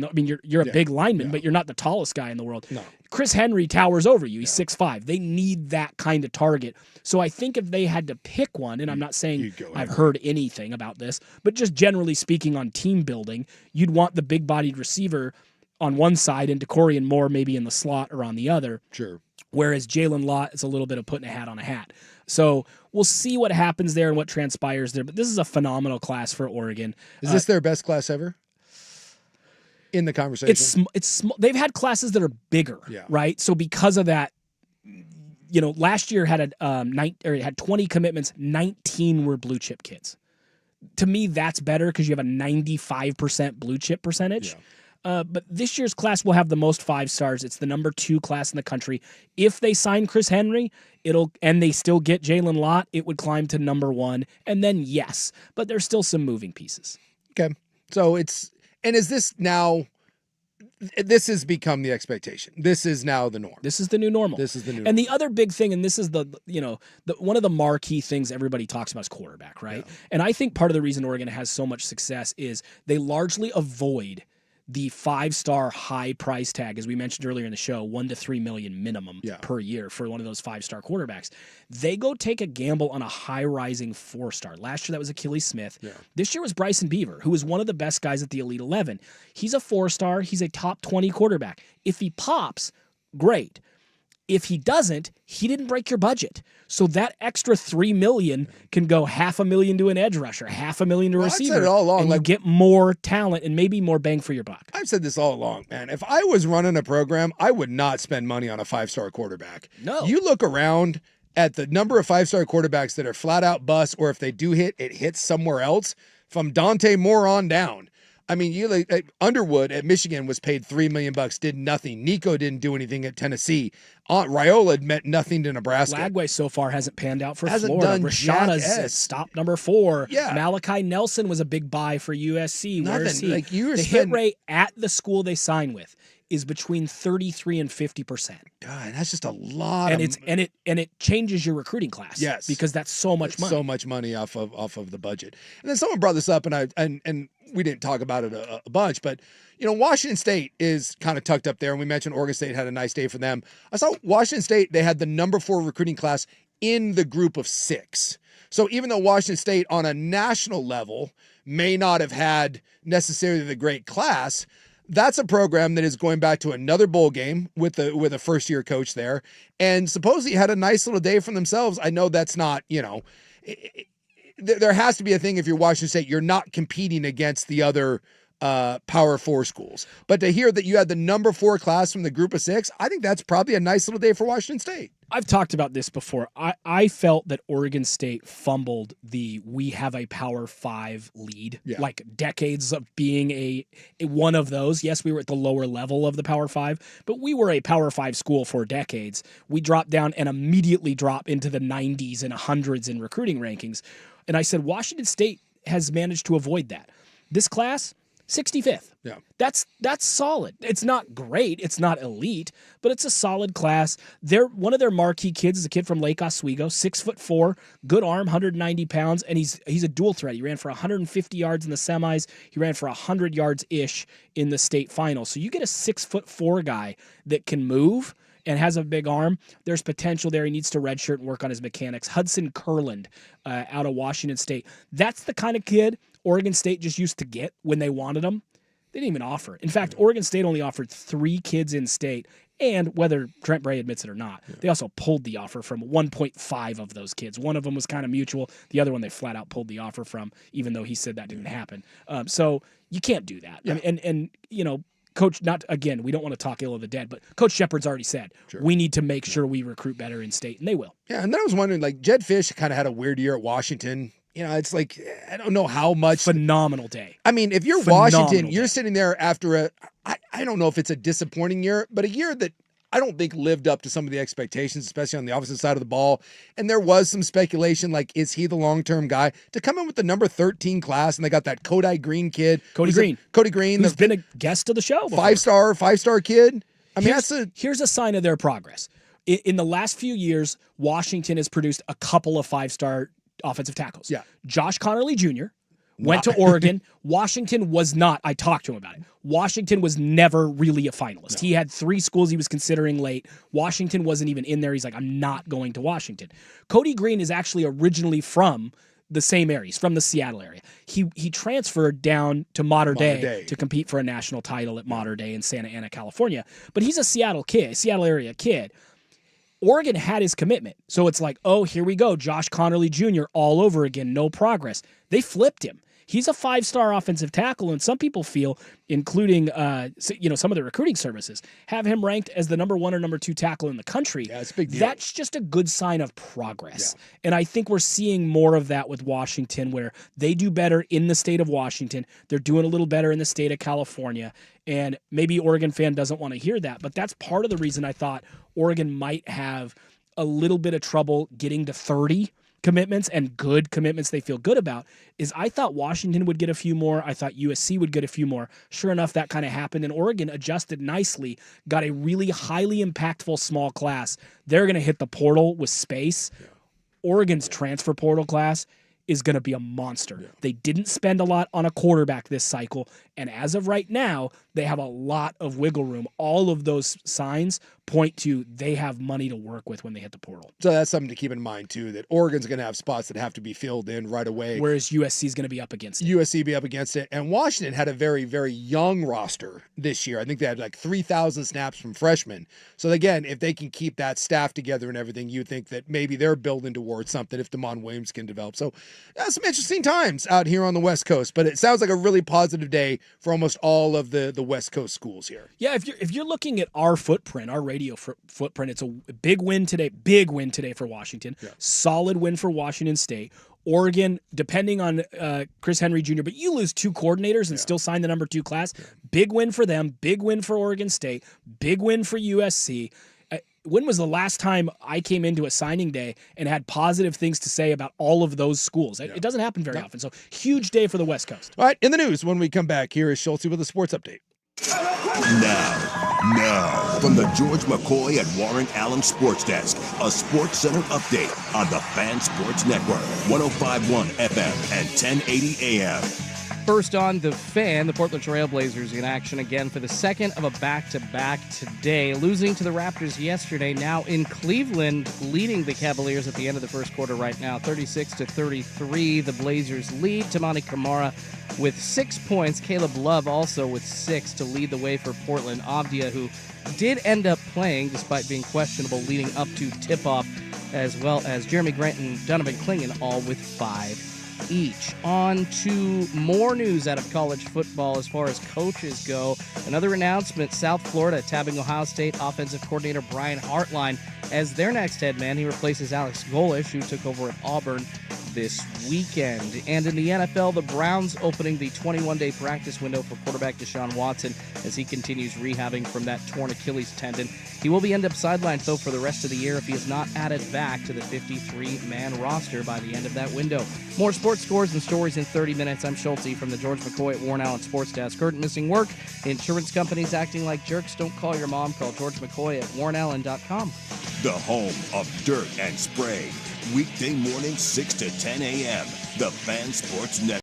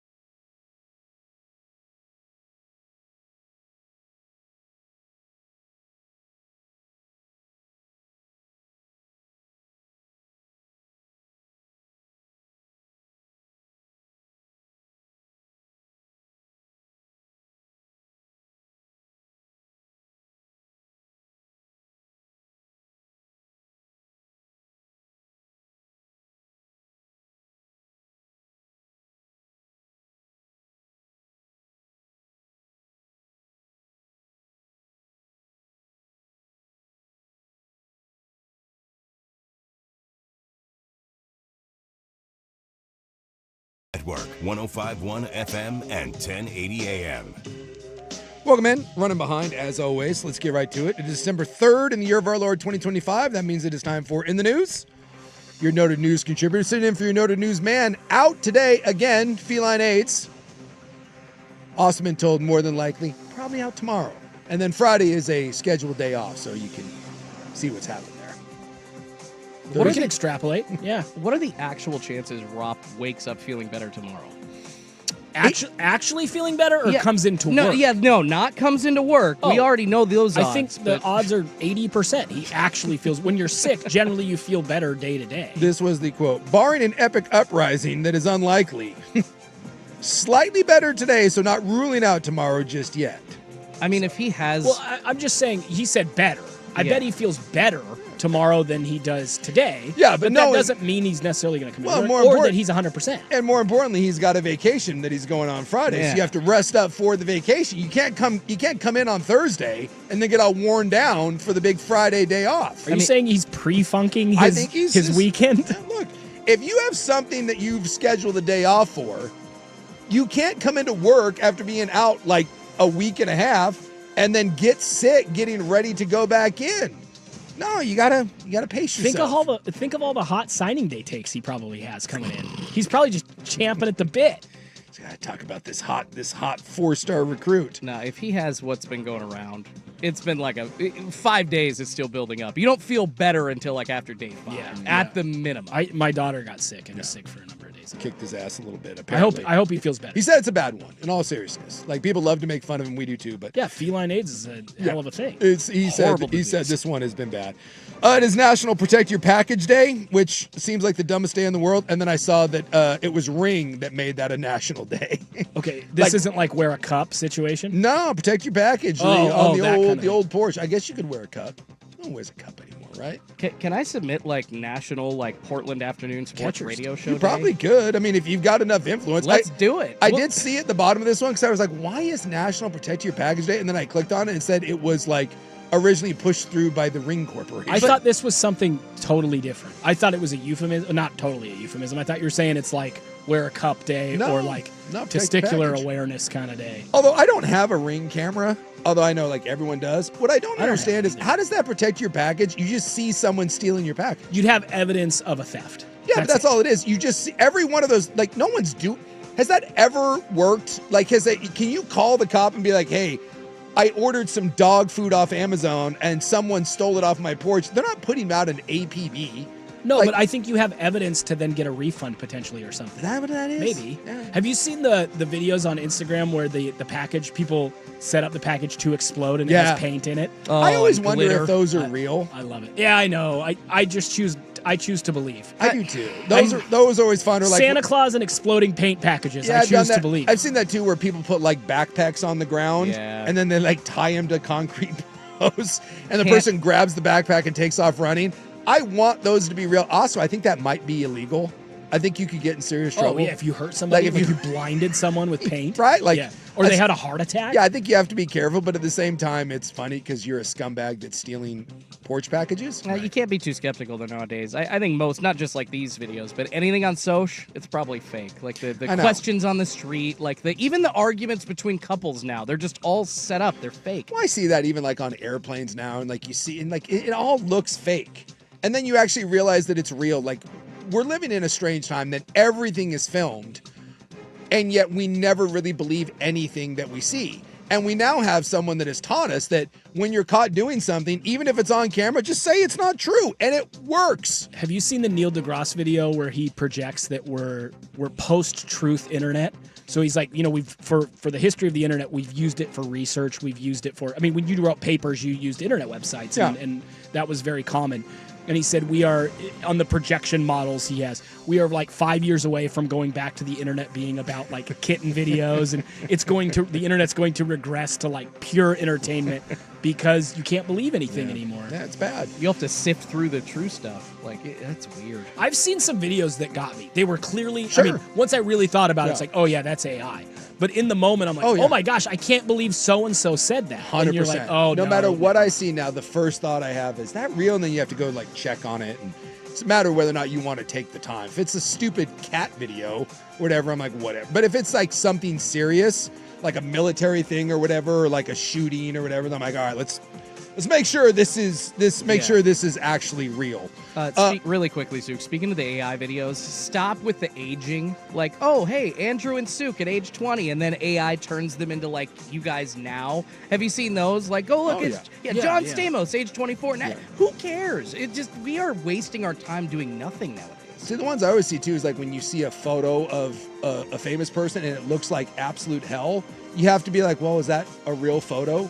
Like, there's ones going around of, like, the cast of Wicked that just look like the most horrifying thing in the world. They look like Skeletor, and you're like, that can't be real. And then you look it up, and you're like, oh crap, it's real. Did you see the Kate Beckinsale interview? Where she says her daughter's boyfriend laid an egg twice? Yeah. I thought I was 100% convinced based on her plastic surgery and what she was saying that was AI. No. That was real. It's real. See, that's what I'm saying. That's a problem. Yeah, it's weird. We had the 1803 fund. Remember, they're the ones that are trying to transform the Albina district, the silo district down there. Okay. So Phil Knight donated a bunch of money to that. So they bought the grain silos. I've said for a long time, no city does worse with their waterfront than we do. It's embarrassing. We have a beautiful river that runs right down the middle of our city, and we do nothing with it. It's true. It's so embarrassing.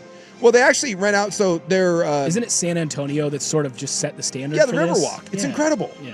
Well, even like Washington on the other side of the river is spent the last decade. Vancouver? Yeah, Vancouver. It is nice. Redoing their waterfront. Yeah. It looks amazing. It does. So this is kind of cool. So they announced that they purchased for like $70 million. They purchased those grain silos down there. And they said they're going to be 2 years of planning, 2 years of construction, so it'll be about 4 years. But you can go on, you can find them all over. This one's on Oregon Live. But they put out the renderings of what that's going to look like. And this is like kind of a traditional black neighborhood. And they're trying to kind of obviously bring that back.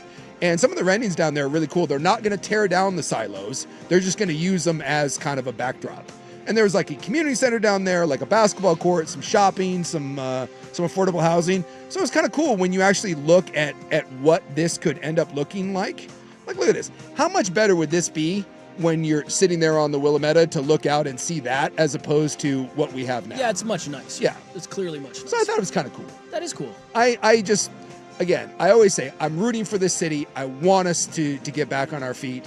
And stuff like this can make a difference. Just spare me that the baseball stadium's going there or somewhere, because every, 6 months we get they're going to build a baseball stadium. Stop it. Yeah. Well, and especially the Moda area down there. Like, the Rose Quarter needs entertainment. They need to add, 3 hotels, they need, 6 more restaurants, and, a club and 6 bars. Stop. Let's just do this. Well, we got streetcars. We're getting streetcars. Yeah. But cheap ones. So we got streetcar news and a roadmap to prosperity when we come back. Primetime here on The Fan. This is the Fan's window into sports. A view into today's top stories. Brought to you by Window Nation. Online at windownation.com. The vision's really simple. It's to win. It's to win. I didn't come here to be average. I didn't come here to be mediocre. I came here to win and to win championships. I've won at every single level that I've been at. High school, college, and now the goal is to win here. And not win 5 years down the road, 10 years down the road, to do it now. That's Will Stein, the new coach of the Kentucky Wildcats. And he may plan on winning there, but I think he's about to find out it's harder to win in Kentucky than it is maybe at the high school ranks or even at Oregon. I'm pretty sure he referred to himself in the third person. I love it. I love the energy. I wish him all the best, but that is a tough place down there. The Window into Sports brought to you by Window Nation. This December, you'll save big with 50% off all window styles, and you can get 0% financing for 5 years. Schedule a free consultation at windownation.com. Seahawks football is on The Fan. Darnold has time. Gonna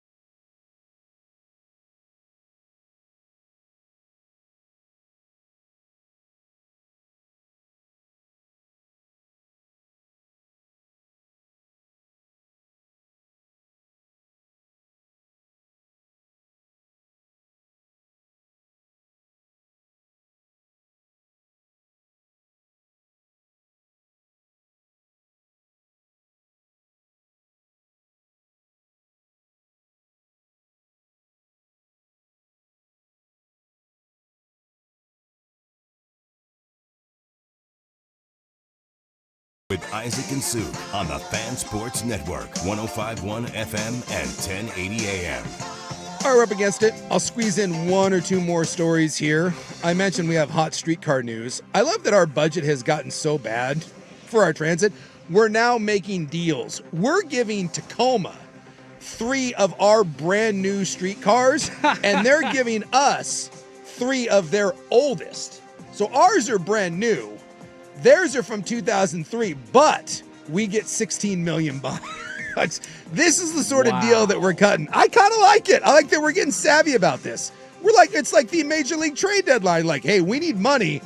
We don't need these cars. Like, all our cars suck anyways. They all get trashed. Everyone's doing fentanyl on them and spray painting them. Give them the new ones up in Tacoma. We'll take your old ones and we'll take 16 million bucks.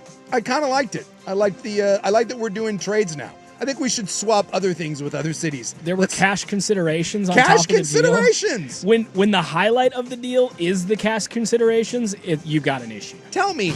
Not for the city of Portland, baby. Is anyone going to be riding the Max and think to themselves, hey, this isn't as nice as the car that I was riding on 2 months ago?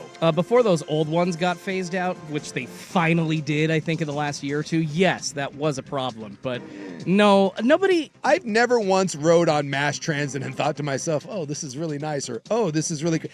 It's just mass transit. And nobody so give me the $16 million. I think we should trade other things. Let's start. I want to trade I want to do mayor swaps.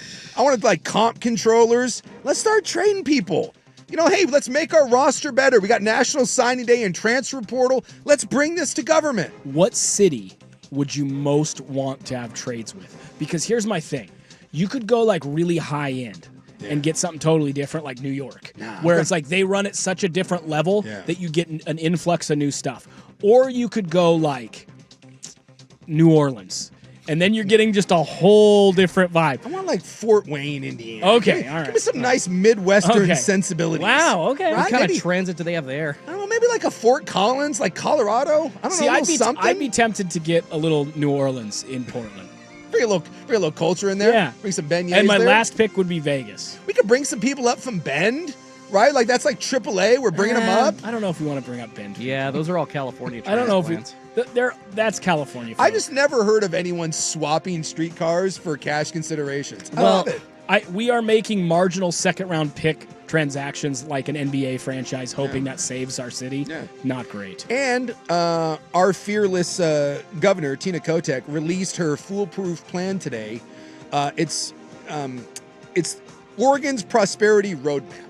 So she's laying out her roadmap for prosperity. Selling new streetcars. This is one plan. Hey, I'm all about it. She, she's got a plan.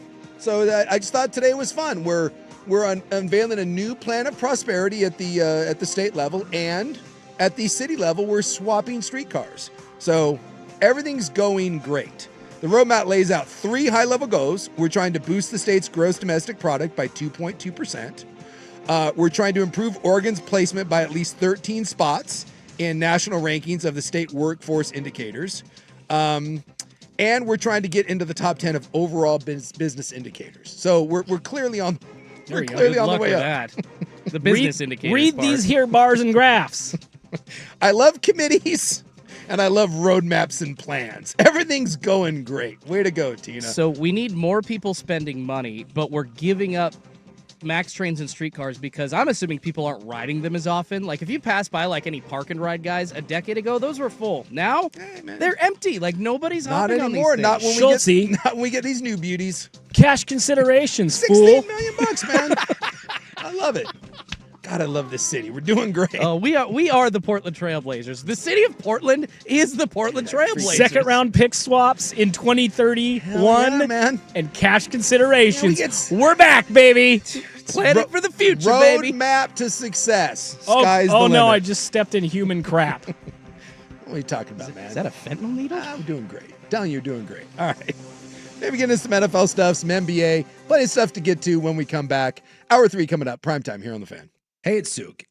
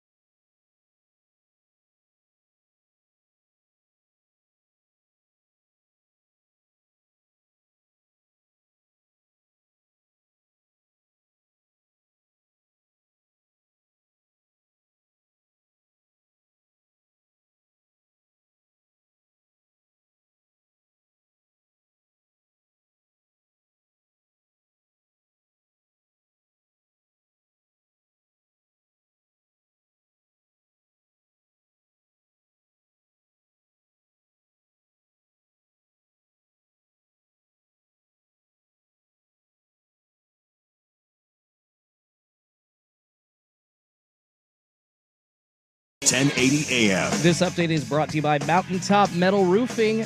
No maintenance, energy efficient, fire resistant, and a lifetime warranty. Do it once, do it right. Visit mountaintopmetalroofing.com. First on the Fan, the Portland Trailblazers in action again for the second game of a back-to-back. Took a heartbreaking loss in Toronto last night to the Raptors. Going better for them right now at the half in Cleveland against the Cavaliers. The Blazers lead that one 68-58. Denny Avdia, 17 points to lead the way for the Blazers. Caleb Love, 12 off the bench. Shaden Sharp, 10 to add to the Blazers' lead. And big news again today in college football. There was another hire, South Florida making their pick. They have tabbed Ohio State offensive coordinator Brian Hartline as their next head coach. He replaces Alex Golish, who took it over at Auburn over the weekend. And in the NFL, the Browns opening the 21-day practice window for quarterback Deshaun Watson. He's continuing rehabbing from that torn Achilles tendon. Was expected to be sidelined a big chunk of this year, and he will be if he's not added to the 53-man roster by the end of this window. More sports scores and stories in 30 minutes. I'm Schulte from the George McCoy at Warren Allen Sports Desk. Curtain missing work. Insurance companies acting like jerks. Don't call your mom. Call George McCoy at warrenallen.com. The home of Ducks game day. Before and after every Ducks football game this season. The Fan Sports Network, 105.1 FM and 1080 AM. Okay, everyone, shut up and look at me. Primetime with Isaac and Suk. The less I know about other people's affairs, the happier I am. I'm not interested in caring about people. Isaac Robb. I once worked with a guy for 3 years and never learned his name. Best friend I ever had. We still never talk sometimes. Jason Sukanik. I also think it's pointless for a human to paint scenes of nature when they could just go outside and stand in it. Primetime on the Fan Sports Network, 105.1 and 1080. Please do not misinterpret the fact that I am talking right now as genuine interest. End of speech. The Fan. Welcome in. Run a little behind just after 5 o'clock here on a little bit of a gloomy, chilly Wednesday. I think the rain officially comes in tomorrow, so that's exciting. Getting ready for a hot weekend. Talked a lot of recruiting today, National Signing Day. If you haven't been paying any attention, big day out on the West Coast. USC #1 class, Oregon #2. Oregon State did a nice job. UW came in at 13th. So to me, from a national standpoint, at least out here on the West, very positive day. Even Washington State had a nice class. I still think the story of the day, I can't get over the Penn State thing. Like in all the years that I've been doing this, I just don't ever quite remember a program shooting themselves in the foot quite like Penn State. Penn State had 2 kids, 2 signed today. They had the 136th, I think it was. 136th ranked recruiting class in the country. And it was a top 10 class. And I think 11 recruits officially flipped from Penn State to Virginia Tech and James Franklin. Who were those 2 that stayed? Wow. Yeah, I saw one edge rusher. Okay. One edge rusher ended up saying, someone was like, yeah, that kid's going to go down as a legend for being like the one kid that decided to stick it out. And after yesterday, when Kalani Sitake officially turned them down, they don't have a head coach. They're the only big-time job that doesn't have a head coach, and I think they were the second. UCLA, I think, technically was the first to fire their coach, if you believe that UCLA is a big-time job. Penn State still doesn't have a guy. And pointed out, too, that Bob Chesney, who was the guy that took over for Kurt Cignetti at James Madison and has a good chance of being in the college football playoff, he wasn't even willing to wait around for Penn State. He took the UCLA job. He's from Pennsylvania. He played college football in Pennsylvania. Never seen anything like it in my entire life. If I'm the school president, I fire the athletic director. Yes. That's done. Because you didn't have to fire him in the middle. In fact, he provides some stability for you, even in that he's, by all accounts, a pretty good man and has done a pretty good job with pretty limited off-field issues throughout the Penn State tenure. And so you keep him and you do the work behind the scenes. I mentioned earlier in the show, I covered Washington State when they fired Paul Wolf. They hired Mike Leach very quickly, and it turned out they'd met with Mike Leach and agreed to the basic structure of a deal before Paul Wolf was fired. That's how you do that when you know it's coming. Yeah. So if you don't, if you're like rapidly reactionary to a coach having a 3-game losing streak or whatever. Just be a little bit patient because you're not giving up anything to let him continue to coach for 2 more weeks while you go do the groundwork and make sure you hit the ground running. We're on 2 months now almost of them not having a coach, and it's the most crucial 2 months for the future of your program in that it's the 2 months before signing day. And by the way, wait till the transfer portal opens on January 2nd. Oh, mass exodus. And you have no kids that you signed, and half your roster says bye. They're going to be Hokies, man. It's unbelievable. I read yesterday that they had actually kicked the tires on Will Stein and already interviewed him earlier this year. Penn State did, and they had come back with the feeling that he was too raw. Yeah. How you feeling now, Nittany Lions? Maybe you should have pulled the damn trigger. They let Will Stein out the door. They let Brian Hartline out the door. Apparently, they weren't willing to give him a good enough look. They lost Chesney because they were waiting on Kalani Sitake, who, by the way, let me point out that BYU has never paid anyone any amount of money, and you couldn't get the BYU coach out because the Crumble Cookie guy, the guy that started Crumble Cookies, stepped up and was like, we'll pay Kalani. And then they had like a guy that started a nutrition bar company. He said, we'll give BYU like $15 million a year in NIL to spend. And Kalani was like, all right, I'll stay put. Turn the machine to 30% less frosting. We've got to save some money for Kalani. Did you see what James Franklin posted today? In one of the greatest trolls of all time. So this is important because it was subtle.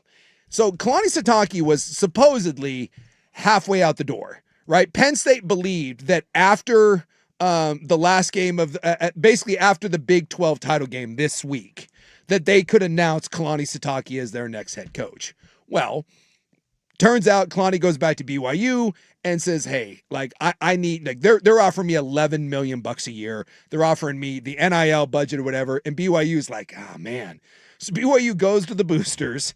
They go to this nutrition guy and they go to the Crumble Cookie guy and they go to the church and like, hey, can we come up with a competitive offer?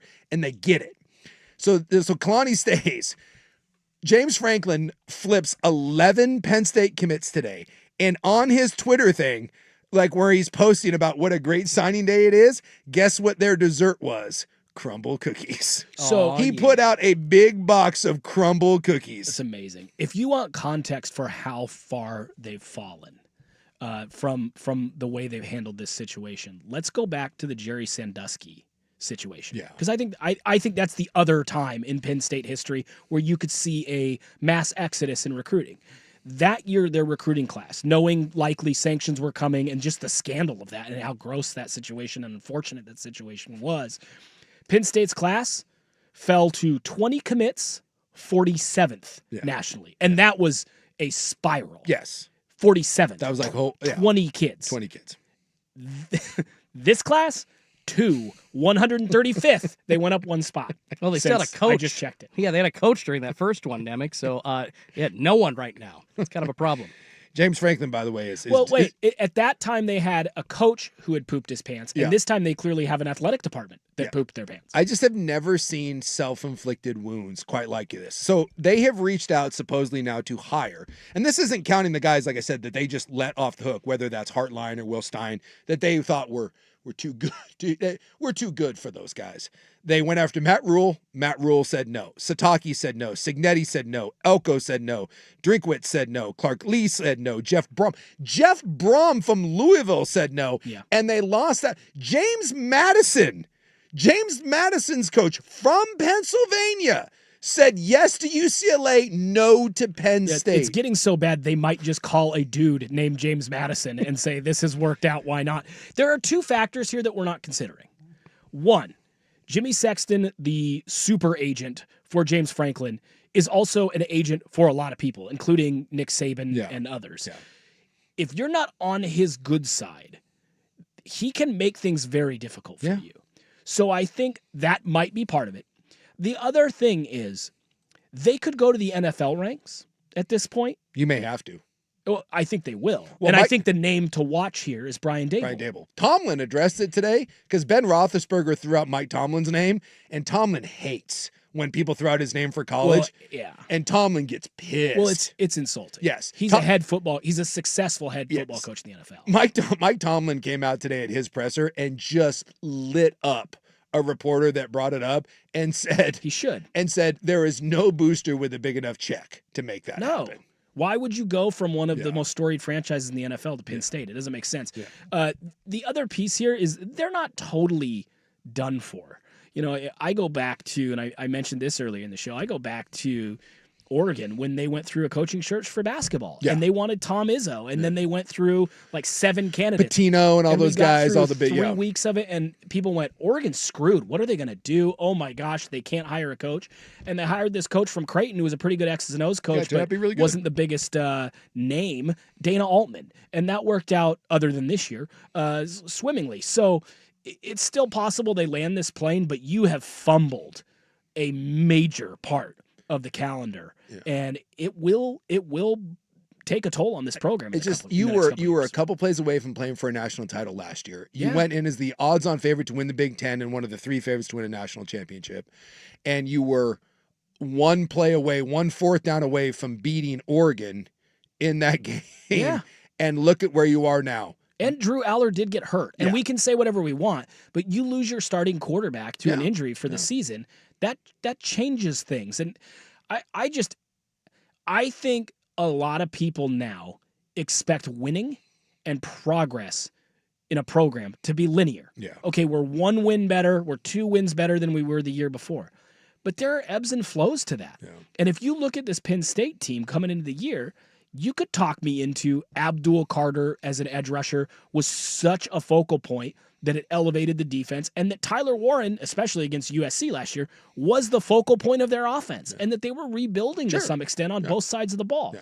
So to fire a coach who has been completely stable and made you securely the 4th best brand in the Big Ten because he had a bad few weeks, in the moment, you and I both said, this is insane. Couldn't understand it. I don't get it. And so to not, and then I think you said, if they have a plan, if they have a guy in place. That's what I thought.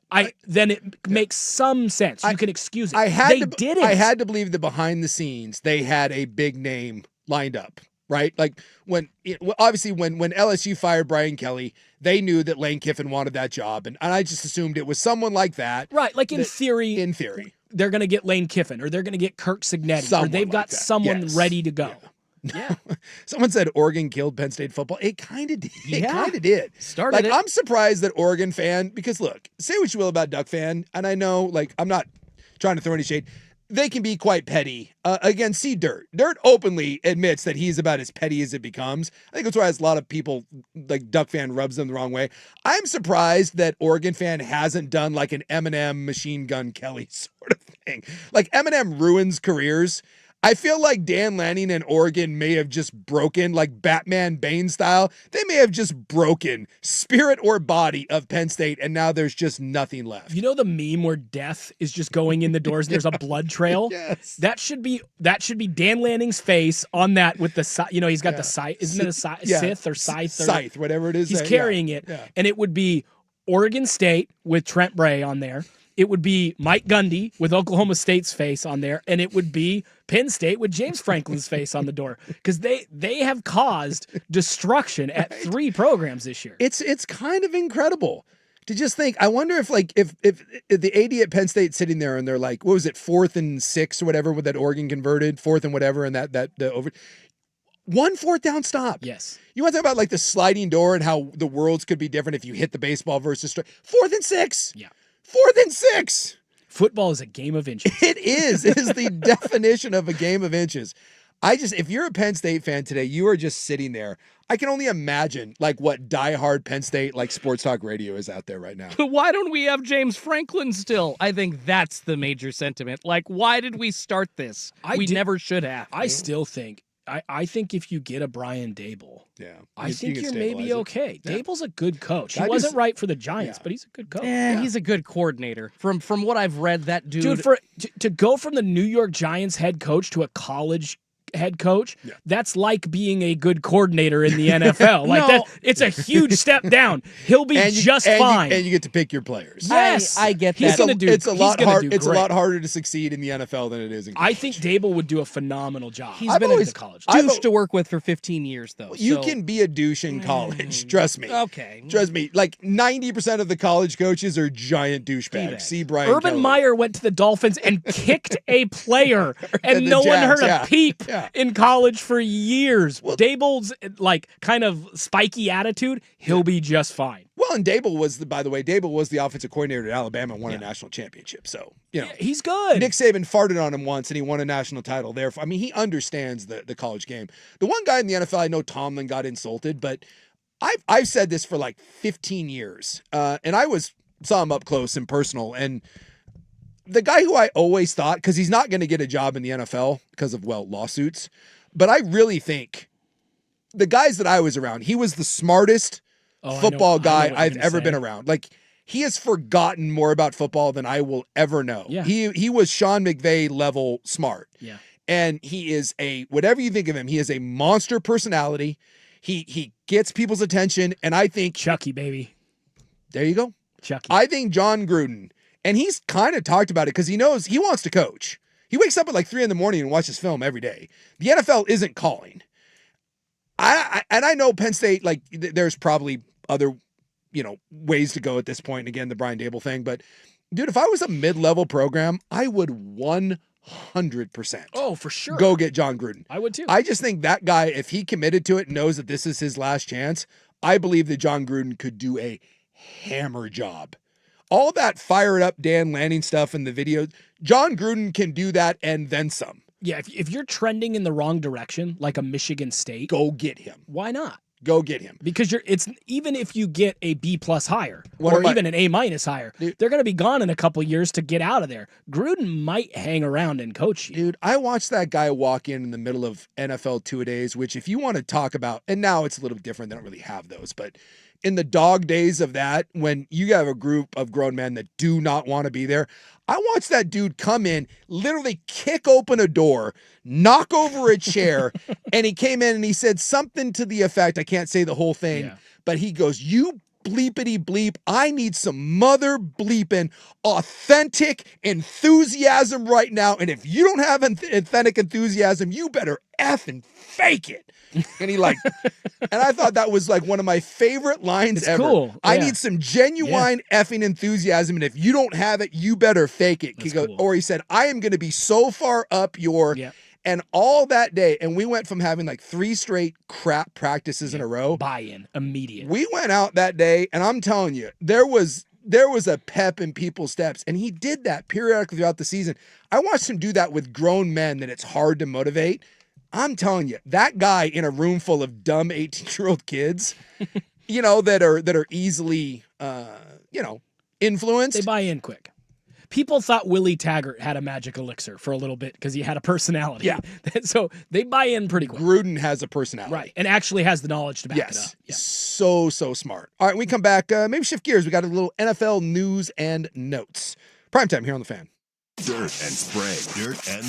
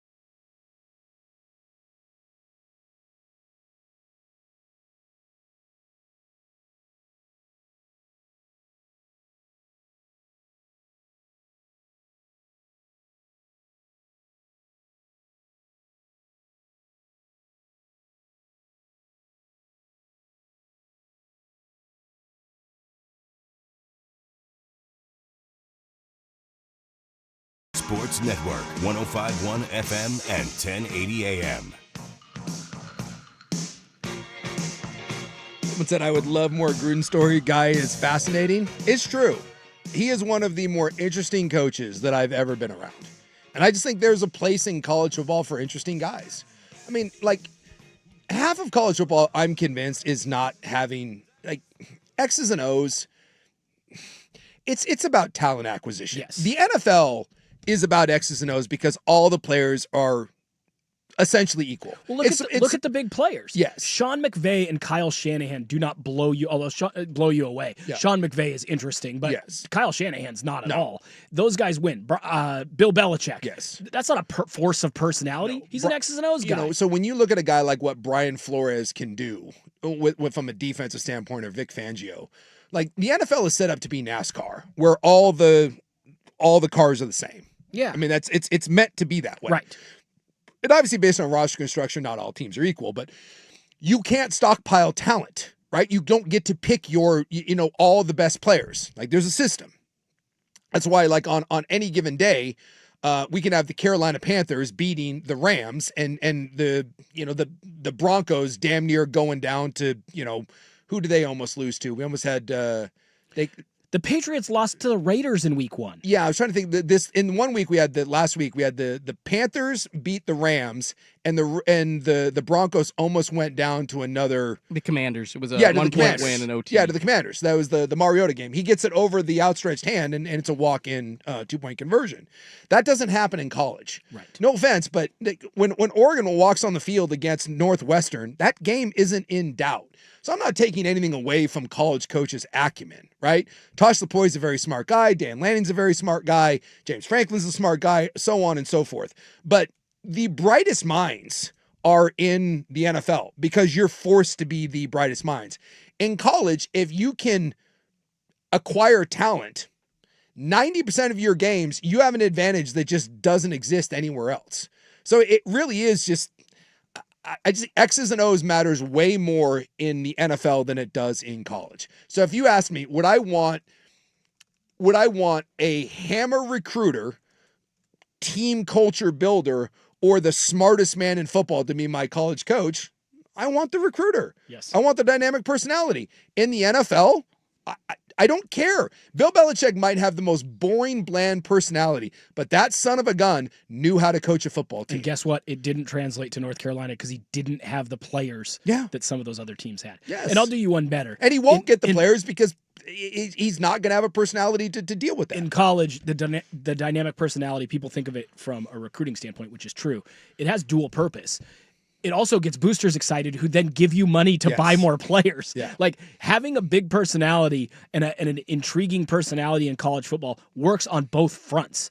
It's like getting higher draft picks because those boosters will give you more money. And again, with that money, you can buy better players. So that personality piece has dual meaning in college. In the NFL, you have a great personality. If you don't know what you're talking about, players will they don't care. No. They're multimillionaires. I make more money than you. I could beat you up. I'm bigger than you. You don't like it? Trade me. Yeah. And by the way, there is an element of that coming to college football. We were talking to Lanning a few weeks ago, and we kind of mentioned the new era. There is a player empowerment movement in the world of college football. I think it's why you saw Nick Saban. I think it's why you saw Chris Peterson. They just were like, you know what? We're not doing this. Nick is a very heavy-handed guy, and he saw the writing on the wall. Not going to be able to stockpile the talent. He's not going to have all the resources that he used to have. And he just was like, dude, we're not doing this, right? I'm now going to be playing with one hand tied behind my back. And I asked Landon about it because I said, when you were at Georgia coming up versus now, and he said something to the effect of, it used to be that you made the players bend to you, and now. And that's a paraphrase. He basically said your players had to adapt to you.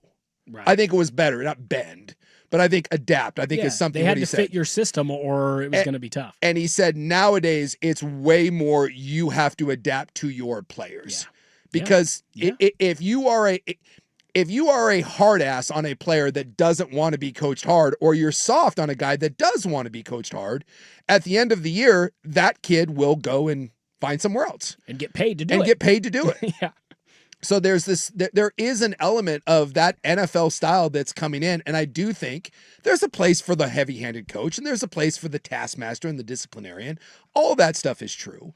But I do think the world of college football is evolving, and that just old school sort of Bobby Knight, just fire-breathing a-hole Woody Hayes, Bo Schembechler stuff, I think that stuff's dinosaur. And maybe it works at lower levels, but when you're competing with the big boys, I'm just not certain how well that plays anymore. And I think when we look back, I think we'll almost have to do two different Mount Rushmores of coaching. Yeah. Because I think you could make a strong argument that Urban Meyer in this era, and it hasn't been that long, would not fit in as well. Yeah. And Nick Saban would not win at the same clip because Vanderbilt's better because they got 5 stars too now. And the guys that rise to the top, I don't think Mario Cristobal would have been particularly successful in the 80s.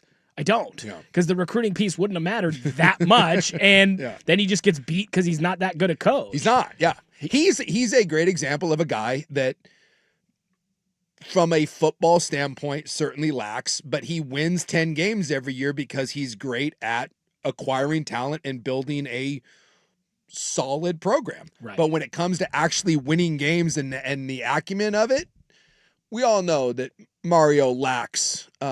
It's his Achilles heel. Yeah, and it shows up every year. And I think you look at why these guys pay a ton of money sometimes for these coaches that maybe they don't. It's not that they don't work out; they don't quite hit the highs. Like, to me, Lincoln Riley actually works better in the old era. Because if you gave him most of the players at USC and he could have a top 10 class and the talent wasn't all spread out, his system works really well. Yeah. It's that his teams don't have a ton of discipline. He doesn't have control over, he doesn't have that dynamic personality, so he doesn't have control over the boosters, so they're kind of doing things separately. And because they're not all rowing in the same direction, it doesn't quite work. And because so many different people, boosters, players, all have power now, and Riley doesn't have a stranglehold on that thing at USC, it feels like there are little fractures and fissures in what they're doing. Whereas I think in the 90s, when there was only the coach's word, right? Like, the portal was a bad thing. It means you failed. Yeah. Kids didn't transfer. No. If he could hang on to his guys, I think Lincoln Riley's a really good X's and O's coach. It's all the other stuff that gets that much harder in this era when so many other people have influence and power that he struggles. Whereas Lanning, I think, is actually an expert in a lot of those areas, and you see Oregon excelling in some areas that USC is not. Yeah. All right, we come back. There is some must-win football games. In fact, I think there's one coming up. To me, it's the game of the week. I think it's an elimination game. I think you lose this game, playoffs go bye-bye. And if you win it, I think you hold on to some chances. So a really hammer week. Are we doing NFL talk? We're going to do some NFL. Oh, my sports pants runneth over. We're going to do some NFL. When we come back here, though, the Schnitzel Wolf with an update. Now, from the George McCoy and Warren Allen Sports Desk, a Sports Center update on the Fan Sports Network, 105.1 FM and 1080 AM. This update is brought to you by Mountaintop Metal Roofing. No maintenance, energy efficient, fire resistant, and a lifetime warranty. Do it once, do it right. Visit mountaintopmetalroofing.com. First on the Fan, the Portland Trailblazers in action for the second of a back-to-back after losing in Toronto to the Raptors last night, going much better in Cleveland against the Cavaliers right now. About 6 minutes to go in the third quarter. The Blazers do lead by a lot, 84-69. Denny Avdia leading the way with 17 points, just one three-pointer. Toumani Camara has 14, a couple of three-pointers for him as well. Elsewhere in college football, some hiring news. Once again, another head coaching job has been taken off the board. South Florida tapping Ohio State offensive coordinator Brian Hartline as their next head coach. He replaces Alex Golesh, who took over at Auburn this weekend. And great news for your Duckies today. Their signing day so far, they have garnered 3 5-star signatures. One of those, edge rusher Anthony Tank Jones, and total ranking nationally at second, only behind USC. Great day for Oregon on the recruiting trail. And on to the NFL. The Browns opening the 21-day practice window for quarterback Deshaun Watson. He's continuing rehabbing from that torn Achilles tendon last year. He will be sidelined, though, for the rest of the season if he is not added back to the 53-man roster by the end of that 3-week window. More sports scores and stories in 30 minutes. I'm Schulte from the George McCoy at Warren Allen Sports Desk. Heard missing work, insurance companies acting like jerks. Don't call your mom. Call George McCoy at warrenallen.com. The home of the Fan Happy Hour with Luke and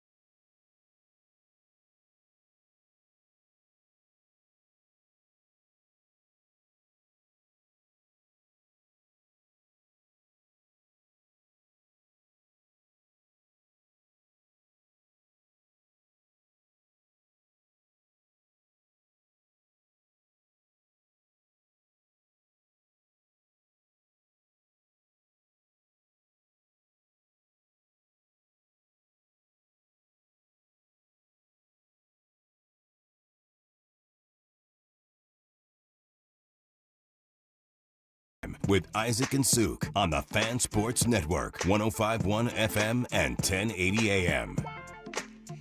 Welcome in. We've had a busy day. Heavy college football. It's National Signing Day, so, I mean, that kind of is a big deal. Plus, there's so much Lane Kiffin and college football playoff crap that we can get into. I mean, at the end of the day, at the end of this week, we find out who's in, who's out.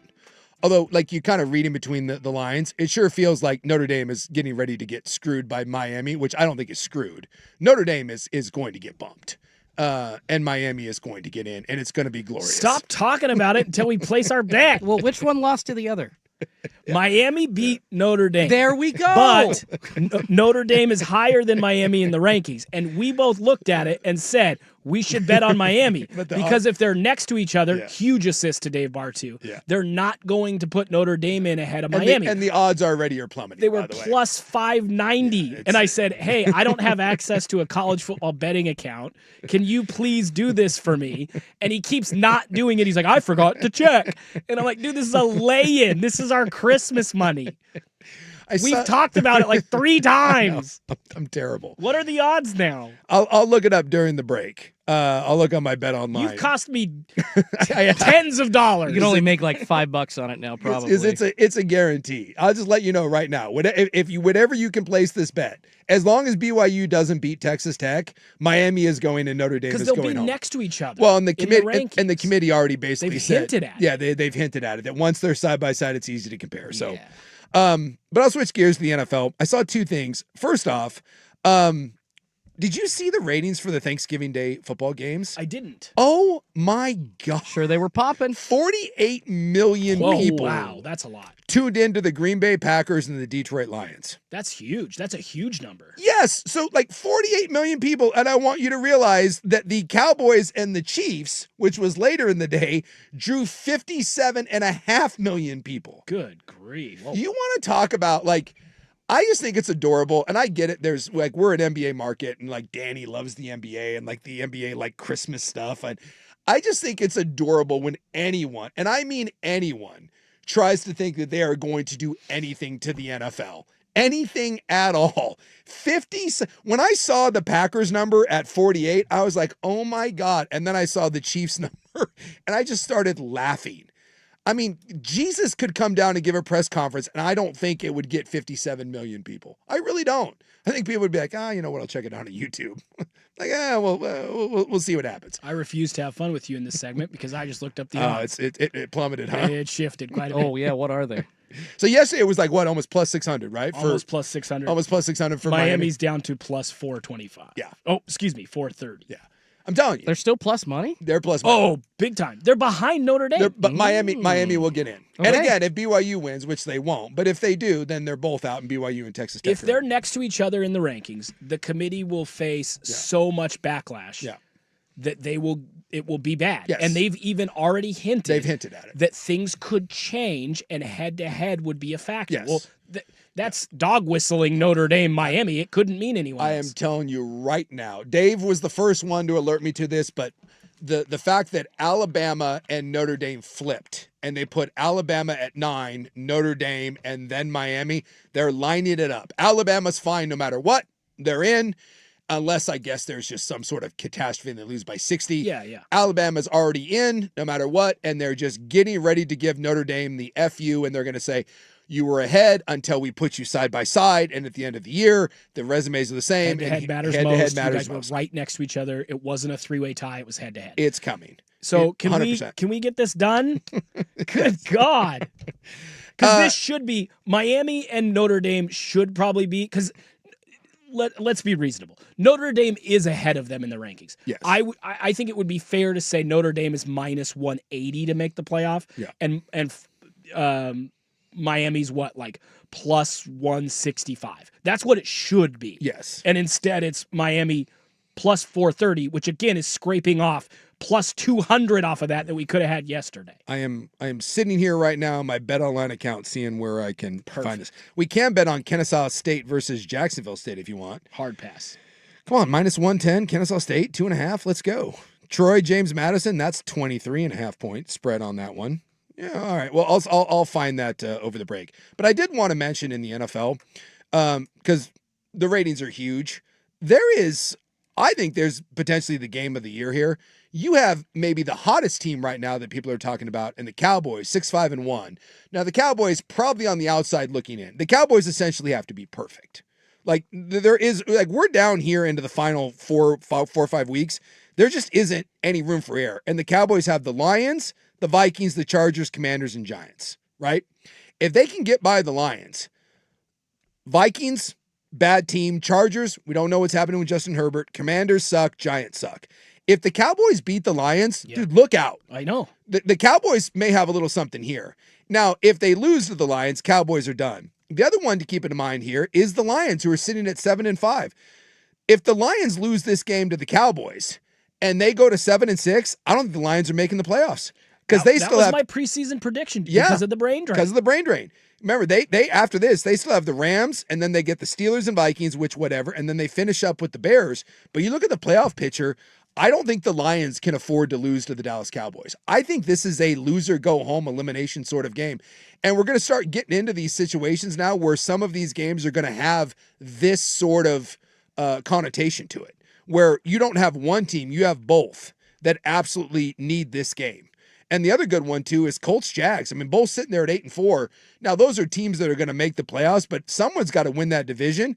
And we may eventually looking at a team, we may look at 3 teams from the crappy NFC South that end up making the postseason.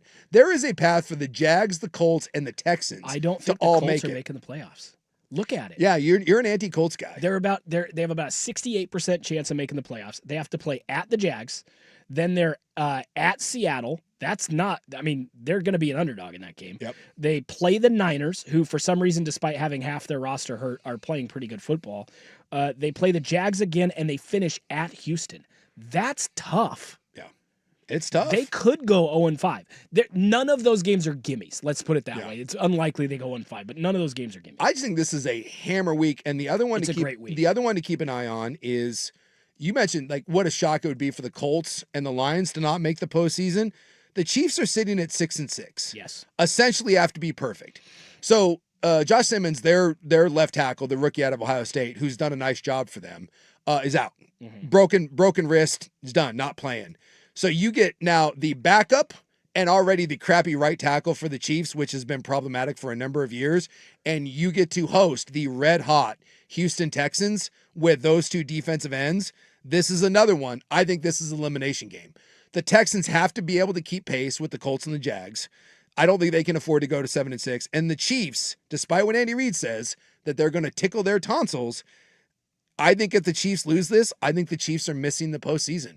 So I think this is another one of those elimination games. I would make the argument this is, up to this point, this is going to be as good a week of football as we've seen all year. Because not only do we have great games, but we have great games with serious implications.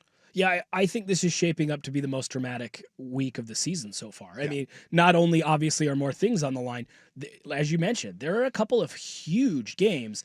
And I think as you get closer to the playoffs, the longer we go where we don't go, yep, it's that team that's the favorite. Yeah. All these games feel like they have more meaning. If we've got a shot to make the playoffs, I feel like I'm watching everyone's tryout to be actually, we belong in that discussion too.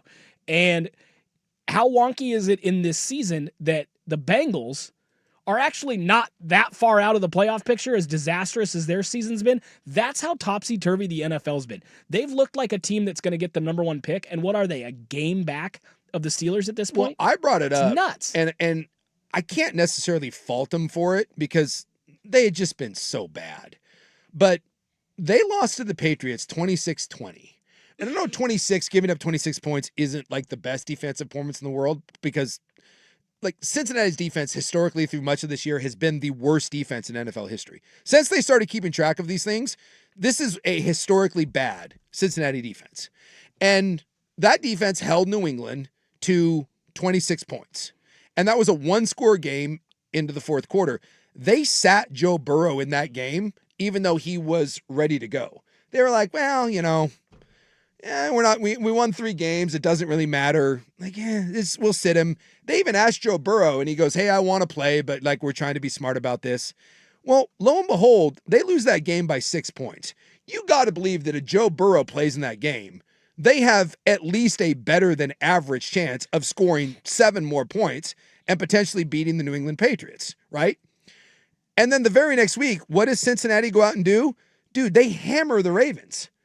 Had they won that game against the Patriots, the Bengals would be 1 game behind in that division.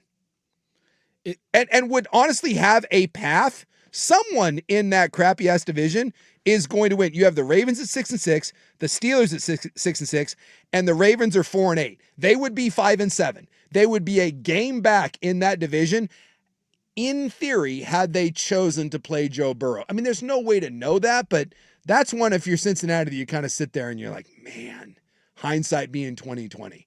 I mean, it's just that kind of weird year in the NFL. It is. And I think that speaks to your point that as we get closer to the playoffs, we're going to continue to say, this game means a lot. Oh my gosh, this game means a lot. One, all these teams are pretty close.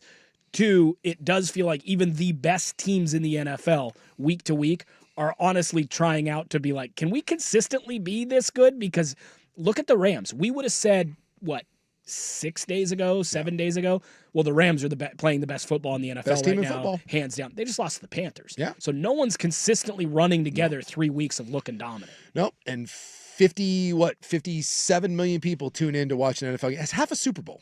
Half a Super Bowl tuned in over Thanksgiving. When anyone tells you the NFL is king. We put a bow on this thing when we come back. Primetime here on The Fan. It's time for a Ducks Report, the inside story on Ducks athletics. Brought to you by Mods PDX. The future of building is here. I think we have 11 different states represented.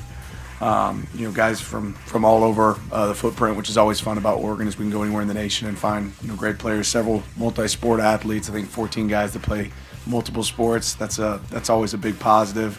Rankings can be overrated, but we signed some guys that are obviously really highly ranked and really, really good players. But more than that, quality people. There's Dan Lanning talking about his recruiting class. Depending on who you talk to, you either got the number 2 or the number 1 class.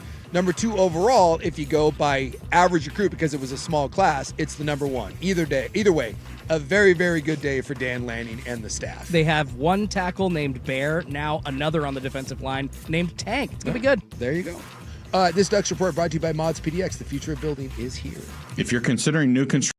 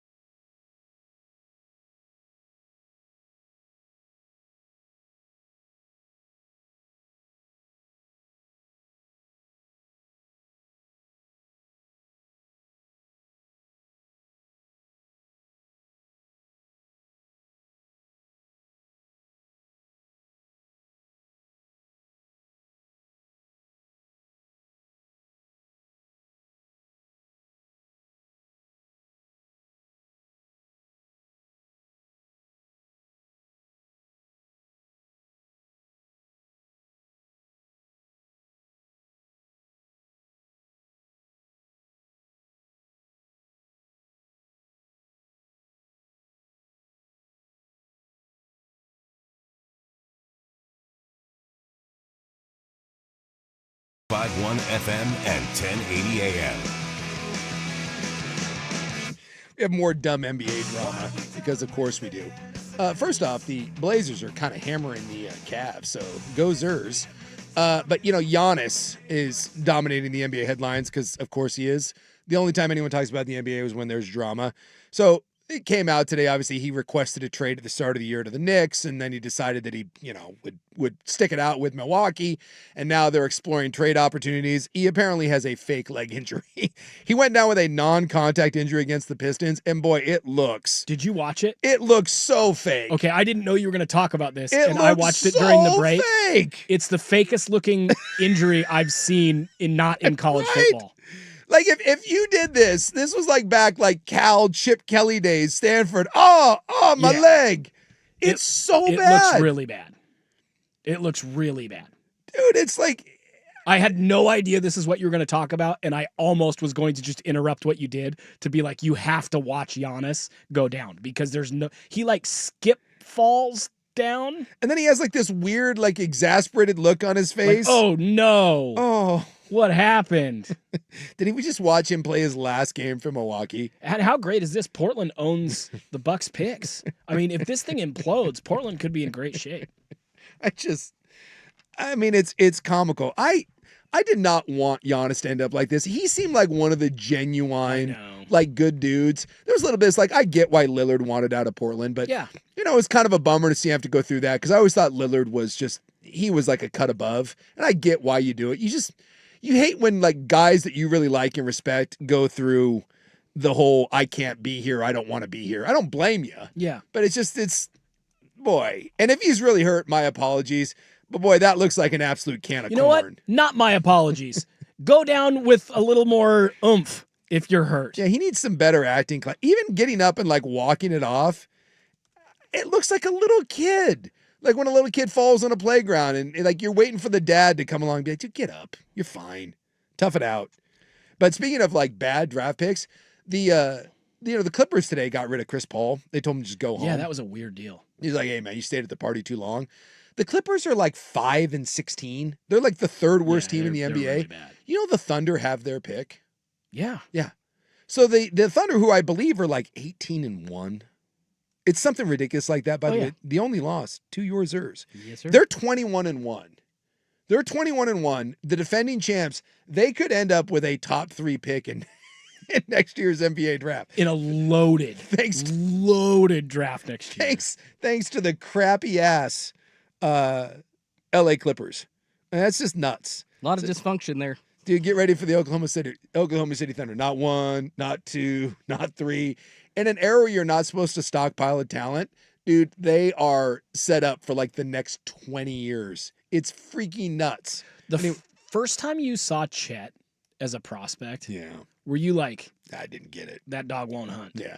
I remember seeing him coming out of high school when he was going to Gonzaga. My buddy is a big Gonzaga guy, went to law school there. And so I try to follow Gonzaga basketball. He's always watching it. So I remember seeing, he's from like Minnesota or something. Mm-hmm. Yeah. I remember seeing like that he was like one of the number 1 players. I remember looking at him and being like, what? Shaq would put him in his teeth and use him like a toothpick. Well, he looks like that weird kid from the Burbs. Like he just. That's not nice. He looks like one of the Klopeks. That's not okay. And I was like, that kid? That kid's like one of the best players in the country. And then have you heard him talk? No, I don't know if He's I've just ever been around a lot of. Yeah. He uses a lot of slang that doesn't seem to fit. Yeah. Well, I've seen him like he does those commercials now with Shay and with J-Dub. He does those commercials where he's kind of like, he's making the best of what he's got. He kind of hip hops himself out a little bit. Yeah. I think he likes the culture. Yeah. He leans in. He's going to have that black girlfriend effect. You ever see those? Have you seen Travis Kelce? Yeah. With his holy cow. It's a whole thing. Like if you look at it, there's the black girl effect is hilarious because it shows like you'll see like a nerdy looking white guy. And then like now be careful here. Well, no. It's like a nerdy looking white guy. I feel seen in this moment. And then you see him and he's with a black girlfriend, and all of a sudden he starts looking much better. You think I haven't seen that? You know how many different times I dress in any way attempting to look stylish, and I immediately get bombarded with my friends sending me Travis Kelce with Kayla Nicole or whatever her name is, compared to now looking like a Boy Meets World character grown up with Taylor Swift. It's tough out there. It's hard out there for a pimp. It's hard out there. All right, I got got Drunken Raccoon news. I got bear stuff, all kinds of things in the club. Well, I guess it's just the club. I still want to call it Club 1080, but it's not Club 1080 anymore because, well, we're on 105.1. So just the club. Coming up next. Minor Drain Club.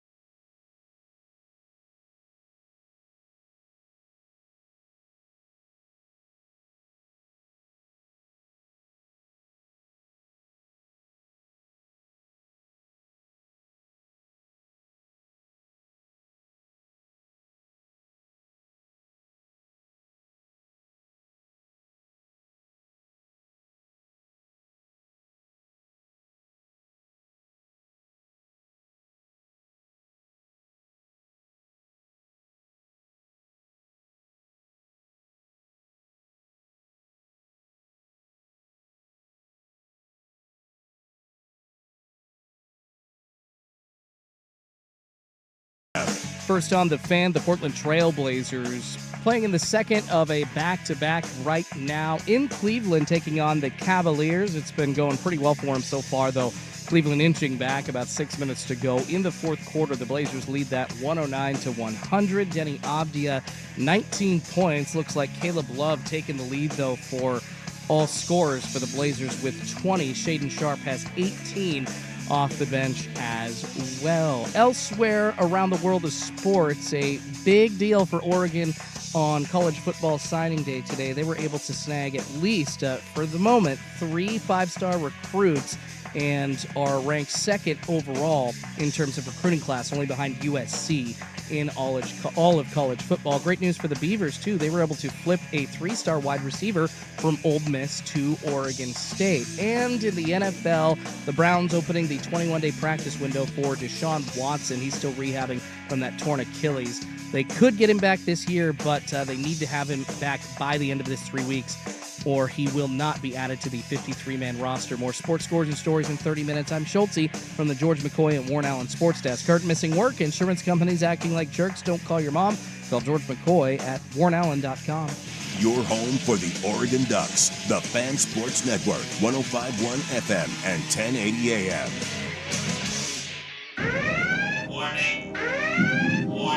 The following program may not be suitable for children. Hold on to your butts.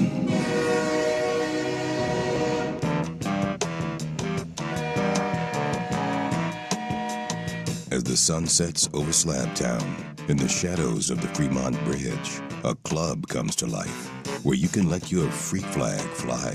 There's a new fiesta in the making as we speak. Full kegs. Everybody's gonna be there. You ought to go. The only thing that's off limits are the words you can't say thanks to the FCC. They don't know what the they're doing. Do you understand that? We've given away too much to arrive at these political compromises. Yeah. Google me, bitch. Oh no, oh no. Well, my. Damn it! It's insane. What? Thinking like some Bavarian milkers. Okay, we apologize. It's time for the club, baby, on 105.1 and 1080, The Fan. I apologize. Ooh-wee. I jumped the gun there. You all right over there? No, I was going to say I apologize for nothing. It says in the open that way I apologize. I don't apologize. Are you Conor McGregoring this thing? Dude, don't accuse me of thinking like some Well, Bavarian. I apologize for absolutely nothing. Yeah. Do you remember that? I do remember that. That's where I thought you were going. He found Jesus though now, so it's No, all no, it's all no, good. no. No, he That's found a- that's Jesus. a PR move. No, he found Jesus. He's turned his life over That's to what the he Lord. said. Yeah, I know that's what he said. Did you also see that former porn star Jenna Jameson has also found Jesus? Yeah, see? Anyone can find Jesus. All these people that, I'm going to spend my life sinning. 20, 30 that's years the of just whole the point. most Hey, I'm planning on unadulterated it. action on the freaking That's planet. what- Hey, Jesus loves me at the Don't end. knock it until you try it. Live debaucherous for 5 years, say an apology, a couple Hail Marys, Hey, and call it good. I'm planning on the deathbed repentance. There you go. And I'm going to apologize to everything. I'm going to apologize to Catholic Jesus. I'm going to apologize to Mormon Jesus. I'm going to apologize to Jewish. I guess they wouldn't be Jewish Jesus, but Jewish God. I was going to wait until you said Jewish Jesus. I'm and going to see go what you were with all. thinking. I'm doing everyone. Buddha, Tom Cruise. Odin, the Alpha. I'm apologizing to everybody. You know what? Good. That's the whole That's point. the move. That's the move. No. Is Jesus forgives all, so you do whatever you want. I meant well. I'm basically a pretty good guy. Yeah. I didn't follow any of these books you guys sent down here. I apologize individually for each of these, and I'll see you up in the big sky. No one finds Jesus while you're like worth $100 million and like your face is full of like cocaine and hookers. You bullshit. only find Jesus at the end of that when you've screwed up your life and no one wants anything else to do with you. Then, like when you're in prison, then you find Jesus, and then you go on the speaking tour, Daryl Strawberry style. That's the way to do it. You know that no one finds Jesus and then gets a face tattoo. Yes. Okay? I get that, but bullshit to your first point about rich people not finding Jesus, because I hear about every other coach or quarterback being like, praise that's to the not- Lord above. but Like, that's it's not- easy for you, buddy. That's not finding Jesus. That's just giving credit to Jesus. It's the hypocrisy. You know what? Hey, believe in Jesus at the age of 20, but also know you're going to do some stupid stuff. The fact that you can't marry the two, like, all of a sudden, I found the Lord. Just believe in God and then continue to go be stupid. Look at Schultz. Stop Look trying at to make up Schultz for it. against repentance. I'm not against That's repentance. not very godly I'm- of you. I'm against the hypocrisy in Schultz the hates first place. Jesus. No, I That's love what I'm hearing. Jesus. That hurts my feelings. Good Lord. I love Jesus. I love Jesus. I love Jesus. I'm kind of offended that Schultz is I know. against repentance. That's terrible. Jesus is. So he thinks you should sin and then just bask in your badness. Yeah, not me. I'm saying rather sin. than Yeah, we're saying. you're saying if you make a repent. mistake, feel bad about it. Yeah. Schultz is like, to heck with that. That's hypocritical. Do the terrible thing and then just enjoy the hell out of it. It's that I never knew what Jesus was. I never knew. And then all of a sudden, after all this crap that they've done, I accept we've him. struck a nerve over Come there. on, you stupid people. That's what. Do you feel like you've missed out and you were pro Jeezy? No, I am Jeezy Crazy from the beginning? I am a debaucherous MFer. The point is, hey, I believe in Jesus from the beginning. That's what I have a problem We with. should compare debaucherous notes sometime. Let's do it, baby. Yeah. I just don't like this. Schultz is like he's fired up. I love when you strike a nerve. It's the most random things in the world. He's just like I just want people to be honest with themselves. That is all. Right. That's the whole point of turning your life over to Jesus. You don't have to be honest with yourself. Exactly. Hey, Conor McGregor is born again. He's been forgiven. Look, it's the consequences of my own actions. Yeah. Hey, big guy, I apologize. We apologize. Yes, that's the beauty. That's why it's the best system, right? Yeah. Deathbed repents. And also, it covers you to get to do the fun stuff. Yeah. Because you know you can do that. So you got it in the tuck. Like, don't worry. I'm going to do some really bad stuff. But I'm going to say sorry down the line. Yeah. Then you're good. Yeah. See? And we're not excusing murder. Just as long as you don't I'm commit saying a murder. we, You sound like Manny Ramirez. you and I are not excusing murder, or at least I'm not. But I think if you have a good time with your buddies and you're a little bit wild and having a good time, there's nothing wrong with that. Just say sorry down the line. Hence Conor McGregor. I think Conor McGregor has been like on a 20-year heater. That dude's been on a run of lots of stuff. Yes. And now, I guess like there is an element to it. If you actually are going to be serious about being a better person, better be a better person. It's a good place to start. It's a good place to start, right? Why not? Not for Schultze. It's an easy place. It's the easy thing to do. Well, I think it's hard to find Jesus in your heart. I think that's the whole point of it, that it is what you want it to be hard. You want finding Jesus to be like finding the Holy Grail, that you have to like jump through a bunch of hoops. I want it's accessible for everyone. I think that's the whole point, is you can walk in off the street and you can be like, hey, like when I was in Italy, I walked around all those churches, and like you go in there and you throw like a buck or two into like the little plate, you light a candle, and away you go. Yeah. The best part is it was all stripper bills for me. When I was getting ready to go to Italy. As it should be. Yeah, when I was getting ready to go to Italy, I realized that I had a bunch of $2 bills left over from a night out where they hand out $2 bills. Sure. Shout out Diablo. And I ended up with like this stack of twos. And so I was like, oh, well, I'll just take these to Italy with me. Because then like you can just tip, right? Ubers or whatever. I'm like, oh, I'll tip a couple bucks here or there. And then we got over there, we were doing all the different tours.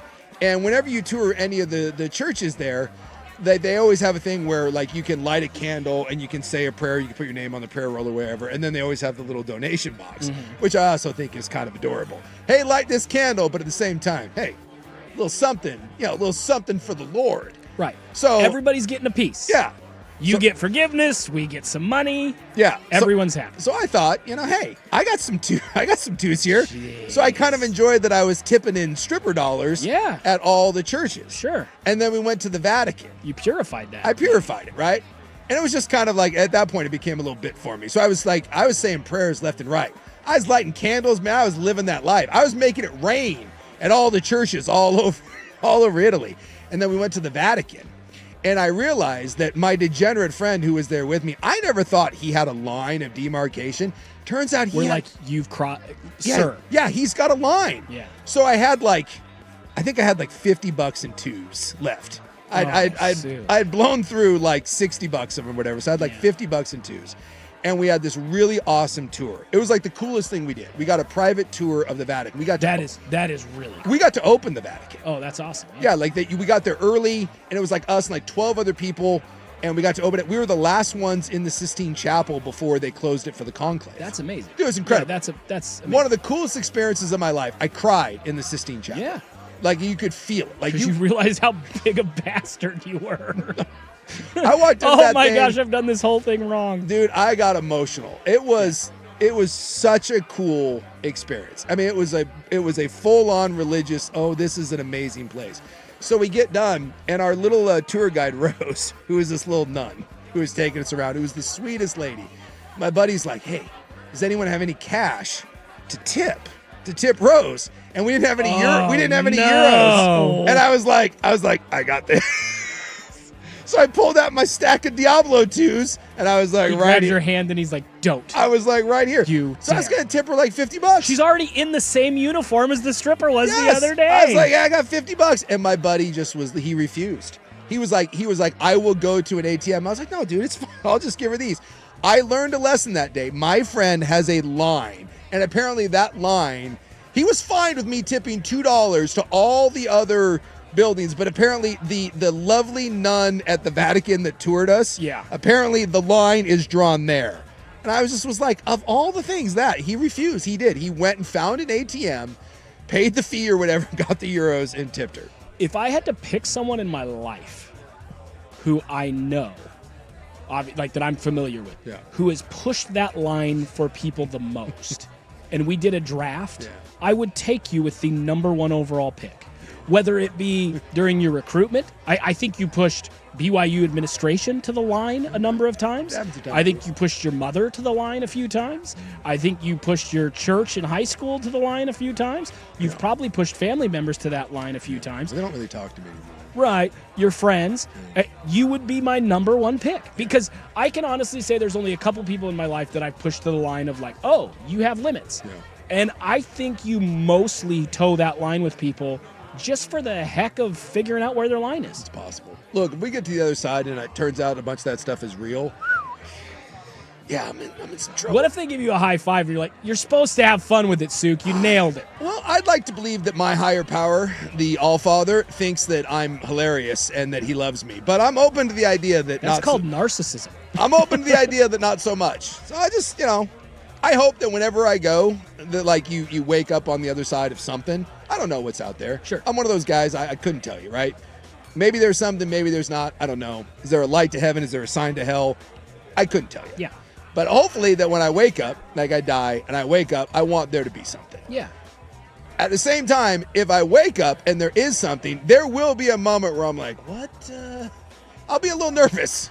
I'll be mildly nervous. Your eyes are adjusting and you're like, is this hellfire or is this the light? I'm going to look around and be like, all right, who's there? Like, what's waiting for me? It's like, is it a surprise birthday party? Everyone's happy to see me? Or is there some scorned looks?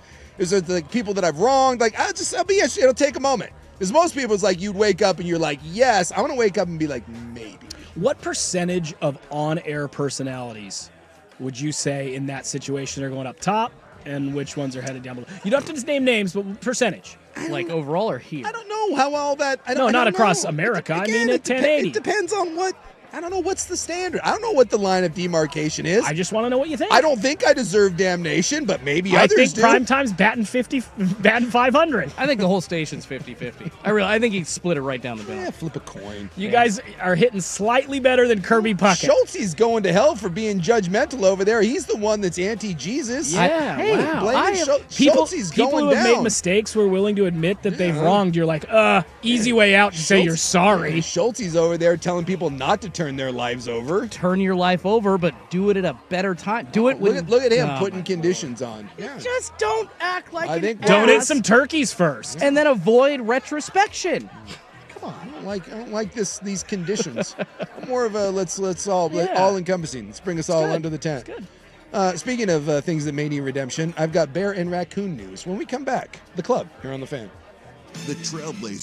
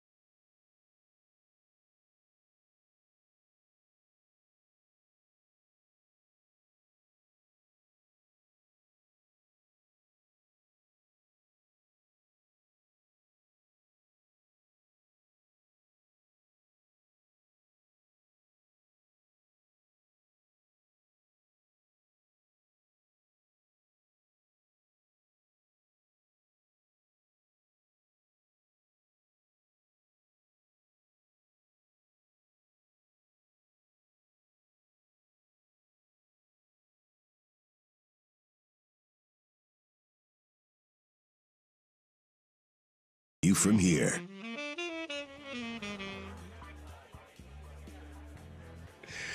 I love my gal, the BTJ, sent me this story today, and I laughed because she's like, have you seen this? And I'm like, 9 people have sent me this story.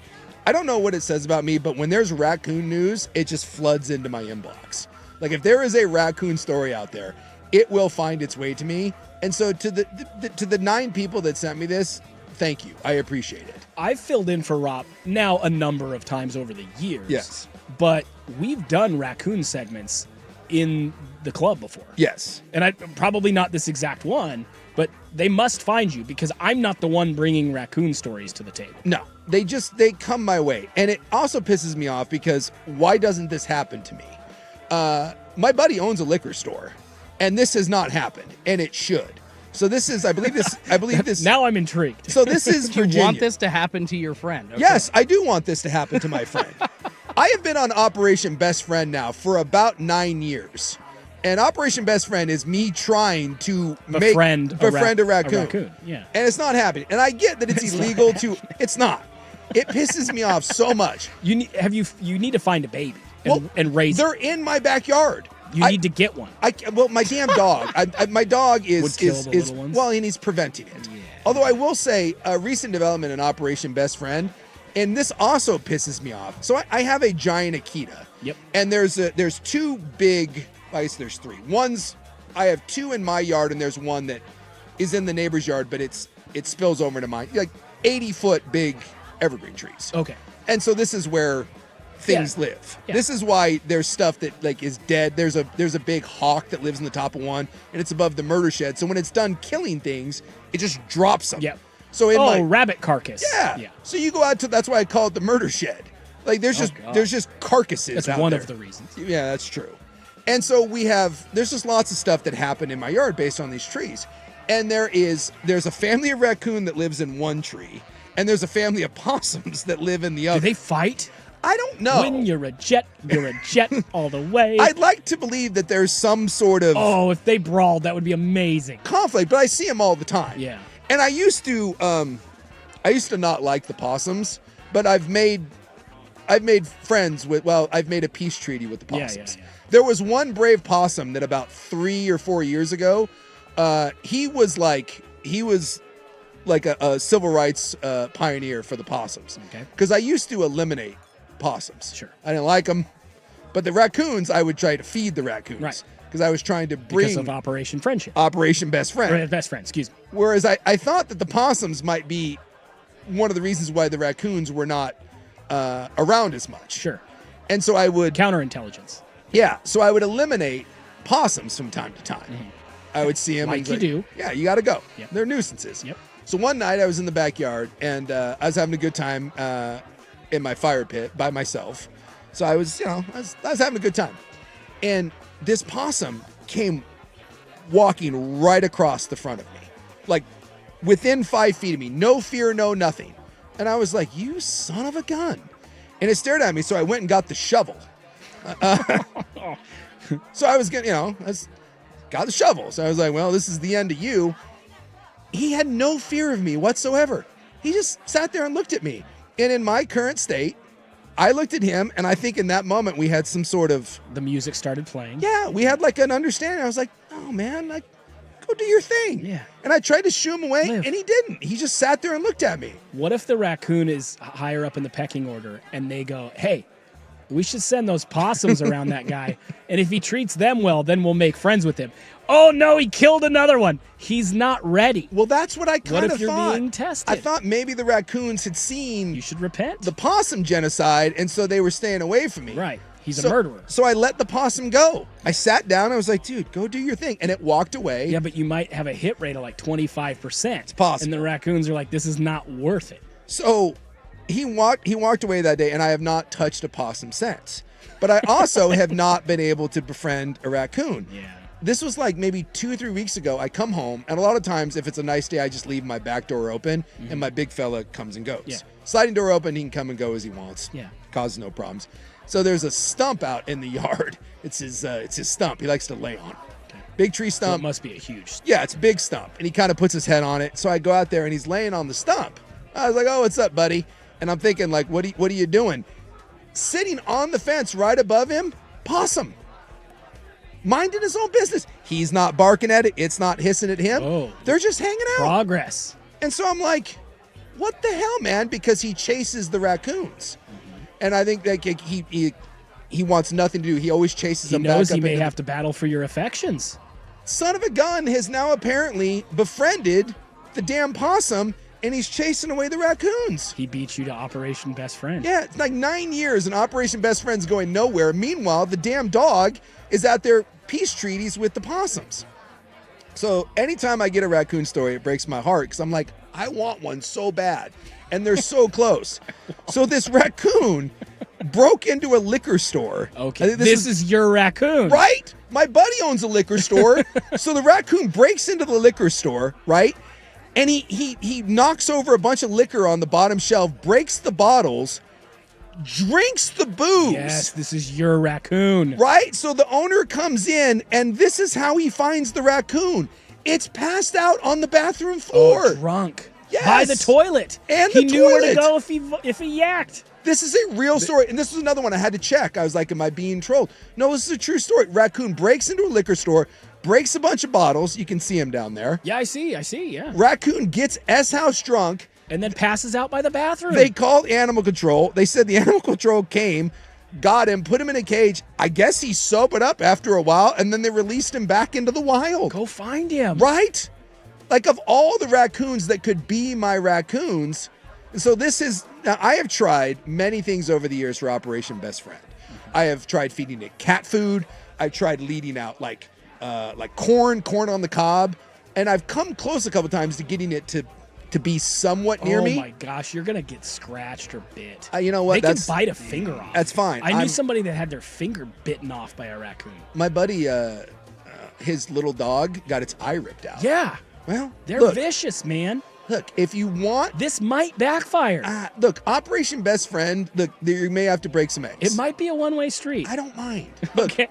First off, if I get I'm a glutton for punishment. If I get bitten in a finger, whatever. I had a monkey bite my finger once. I was fine. Sure. If I lose an eye, I get a cool eye patch. And let's be honest. Oh, that would make you look that much cooler. It's not like this face is doing anything that'd be for me good. anyways. So give me the damn eye patch and we'll roll. You're right. So I've tried all these different things to try to get Operation Best Friend on track, and I've never been able to quite do it. You know the one thing I haven't tried? Getting the raccoon drunk.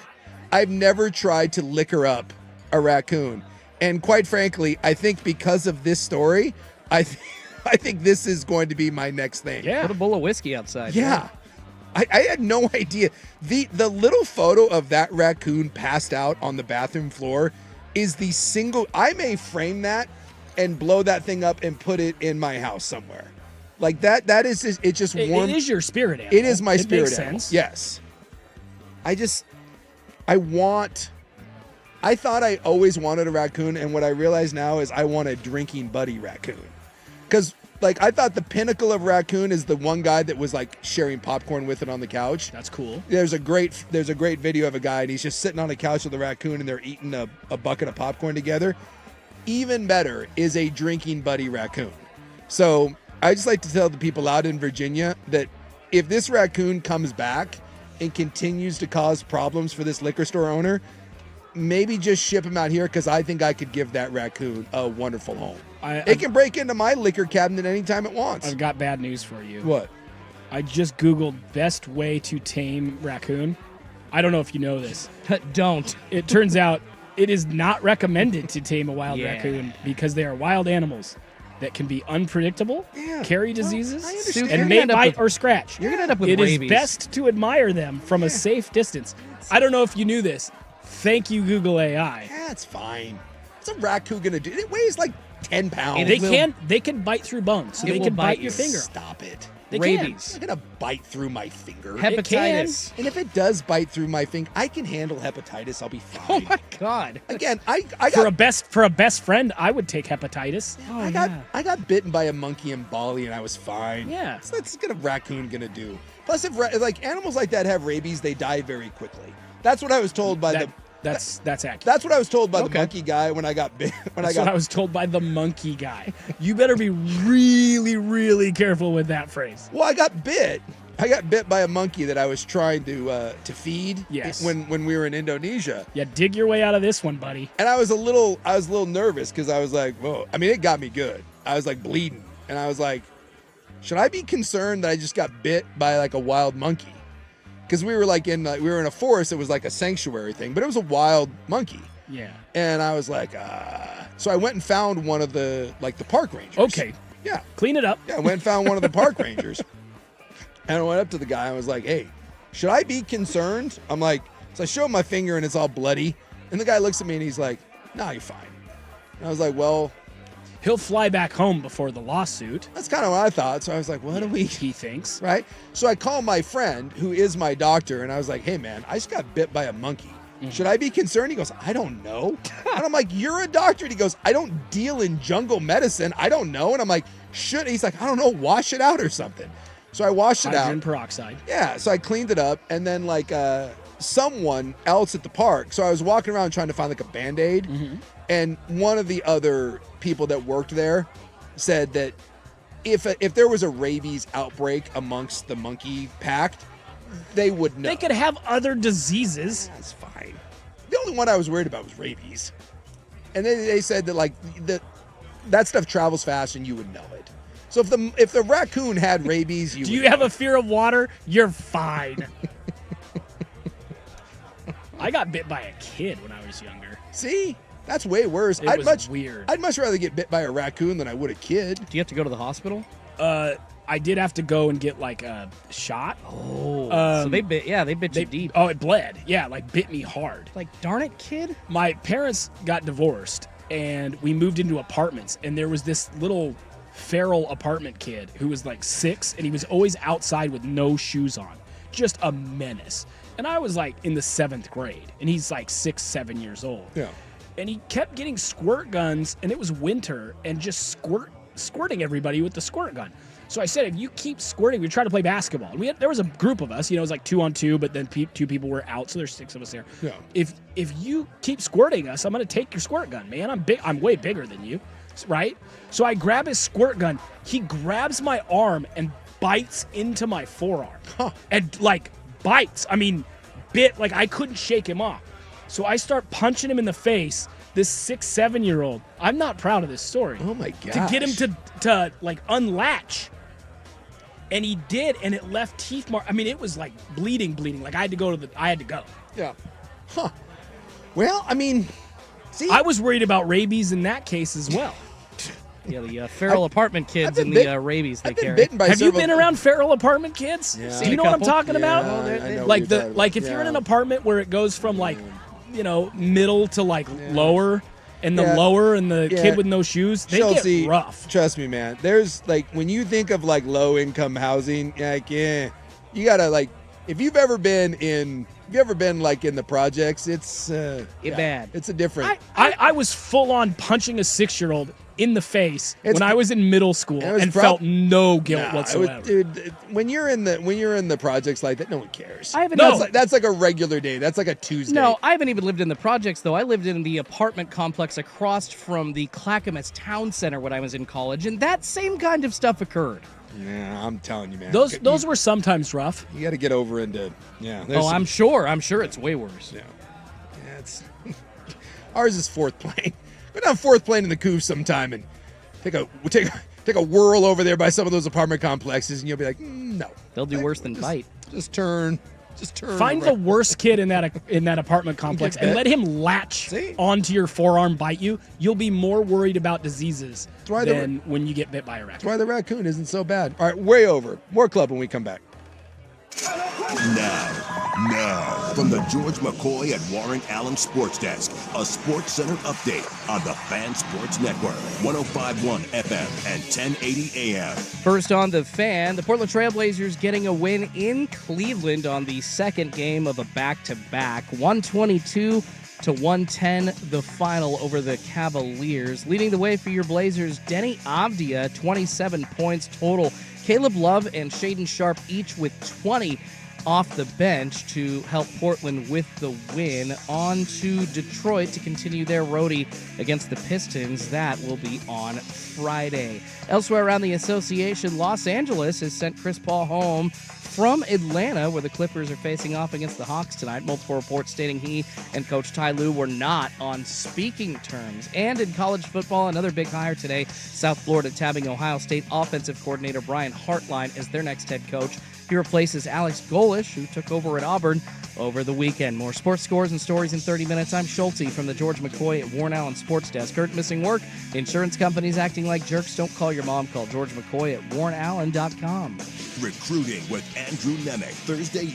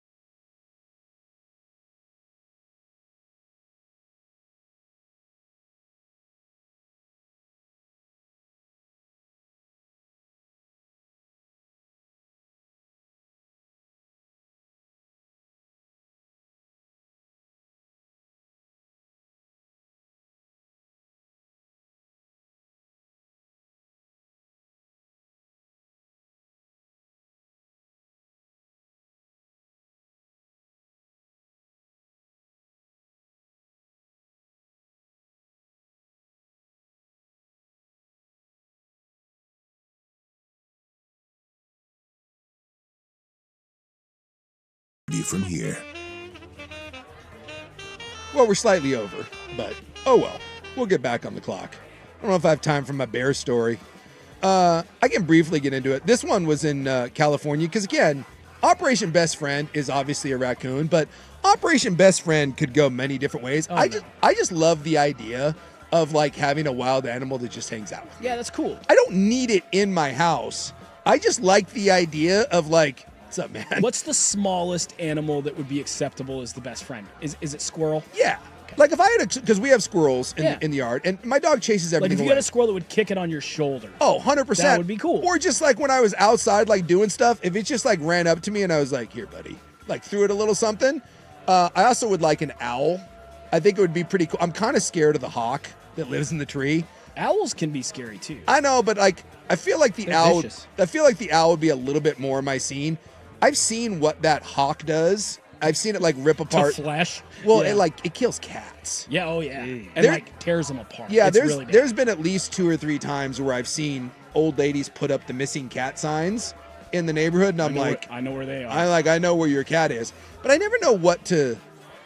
You should tell them. Yeah, I'm always like, do I bring them like the? No. Just tell them. God. Because I just. Here's his foot and here you half go. a tail. Well, I just bring. I found the rest of it. I throw the cat in the trash. Good. Yeah, that's okay. I don't know what else to do. I would not That's want. the right move. I would not want you to What would you appear. do? What would you do with it? I don't know. Like sometimes I just go out to get wood.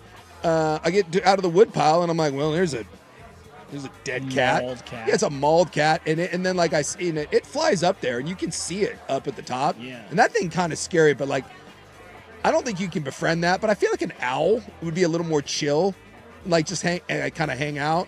So We got to get to your bear story. Man. I don't know. You should really watch more nature shows, I think, is really what we're learning here. You sound like the type of dude that would hop out of the car in Yellowstone and be like, "Hey, buffalo." No. I think you have respect for the big animals. like I want to like this is why I said like I understand there's a healthy like He thinks there's a pecking order in nature and that he belongs firmly at the center of it. Buffalo, bears on this side, but anything beneath him could be friends instead of being. See, here's the one. This is where I was thinking about this because this was I saw this like 2 days ago. There was a man. He was in Northern California, and he's got a crawl space. I got a crawl space. His is much bigger than mine though, and he noticed that someone had something had ripped the grate off of his crawl space.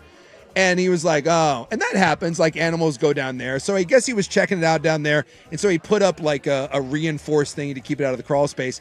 Something ripped it off again. And he was like, oh, well, that's a little weird. So he put up a little trail camera to see what had happened. You can look up this story, by the way. There was a bear that was living in his crawl space. Oh, wow. A black bear. And by the way, it's a pretty substantial black bear.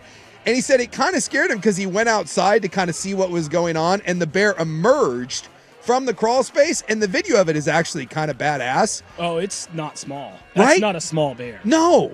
Like, that's kind of That's a good-sized bear. Yeah. That's living in the crawl space. I'm out. And so he kind of got a little spooked by it. and like, he called animal control, and they came, and they darted the bear and moved away. They relocated out to the wild. Is it wrong that the first time I saw this story, my first thought was, I think I would just let the bear hang out? As long as, like, can a bear cause a lot of problems in your crawl space? Because as long as you were aware, that the bear was there and you didn't startle the bear, I kind of think it would be cool to have a bear that lives in my crawl space. Yeah, man. Steve Irwin needed to be around longer for you because you didn't get all the lessons. A bear living in your crawl space, when it decides to come out. Well, it's a black bear. Let's be fair. It's hungry? Well, you feed it so it's not hungry. That's not how that works. Well, I love like when you go to Yellowstone, they're not like, you know what'll help? Feeding the bears. That's no. Well, look, the idea, you can't tell me looking at that video that that's not an adorable bear. No, I get it. You have and it's living in your basement? Don't you have the dog version of a black bear? Isn't it Akita He's big, but he's not a bear. Well, yeah, but it's the bear version of a dog, right? I mean, they're big and furry, and isn't that the closest thing you can get in the dog world? Probably. Do you really need a black bear too? Well, I just thought it was kind of, I think it was kind of cool watching this bear crawl in and out. Like, I'm not saying, and this is dead true, I'm not saying that I would let it live there. Would I immediately call animal control? No. Would I let the bear hang out for a number of days and kind of see what happens? Sure. Now, you'd have to be aware that there is a bear in your crawl space. Be careful going to and fro. You don't want to encounter said bear. Be careful. Oh my God. But, like maybe you set up like a little warning system, like a little bell, so when it's leaving, you know when it's out and when it's coming in. You're telling me that in no part of you would think it'd be kind of cool to have a bear living under your house. It's kind of cool. You don't even care if I say anything. You've decided. You know it's No, kinda it's cool. not a good idea. In any way? No, in no way is that good. Your dog gets out, he kills your dog. And then it's like, oh, this wasn't so cool. Again, you set up barriers. There's rules, there's regulations. Excuse me, there's Bear. a fence. We're going to lay some ground rules here. I've taped these rules of the house to the opening. Please read on your way out. I challenge anyone to go look up the video. This is all over. Go look up the video of that thing backing into the crawl space and tell me if that is not an awesome thing. It's cool, but it's not in real life. Because he also poops in the crawl space. Oh, that's true. And then you have to somehow get in there to clean it out. Do you have to clean it out? Why can't you just leave it in the crawl? Because then it fills up with poop. And then he probably leaves after I don't there's know too if much the bear poop. would poop in its home. Does the bear poop You in his should put a cave? bidet down there for him. Aren't they scared of the smell? I don't Not know. their own smell. No, but for other predators to, they would keep it close to them because they don't want other predators to smell it. This went So it sideways. would be inside. This is the weirdest signing day. Normally, signing day for me is like really serious and very busy. Welcome to the club, brother. This has gone sideways in a hurry. I'm just saying, I kind of think it'd be fun. I'm not saying permanently, but for like a month, maybe 3-4 weeks. Aren't we up against the clock? Yeah, probably. You're not going to sell me on this before the break, man. I think it's not a good idea. Thought I'd get some more. Some sorry. more support I for the can't. idea I of the bear can't. in the crawl I'm space. sorry. You need more whimsy in your life. I do. We finish this thing up when we come back. Dirt and Sprague. Dirt and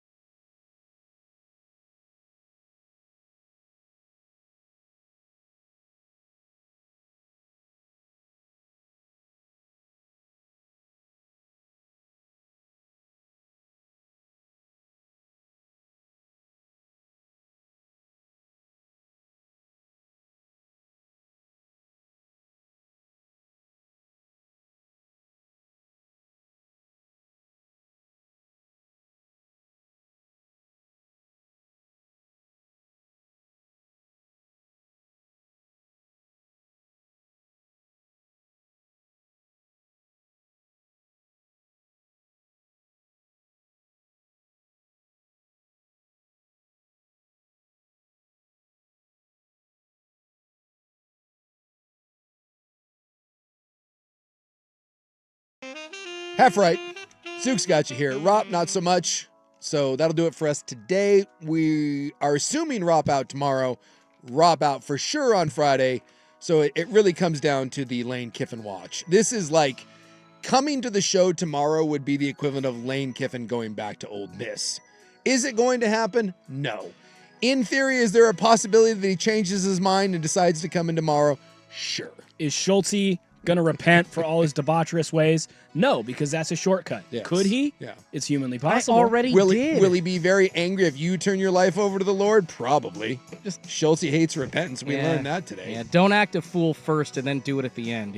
You disingenuous If you act a Fs. fool, if you're not acting a fool, then you don't need to repent. I don't think you quite understand the idea of repenting. It can't That's go the what other it's way. There. Hey, Jesus! I don't need to repent if I'm living a great life. Jesus forgives you for your sins even after you've repented. That's kind of my point. So it's okay. Just do it and then go be debaucherous. I have no idea. This might be the dumbest round know of. what's I just happening. have no idea what's happening. But anywho, there you go. We will see you guys tomorrow, 3 to 7, primetime here on The Fan. Red ships of Spain.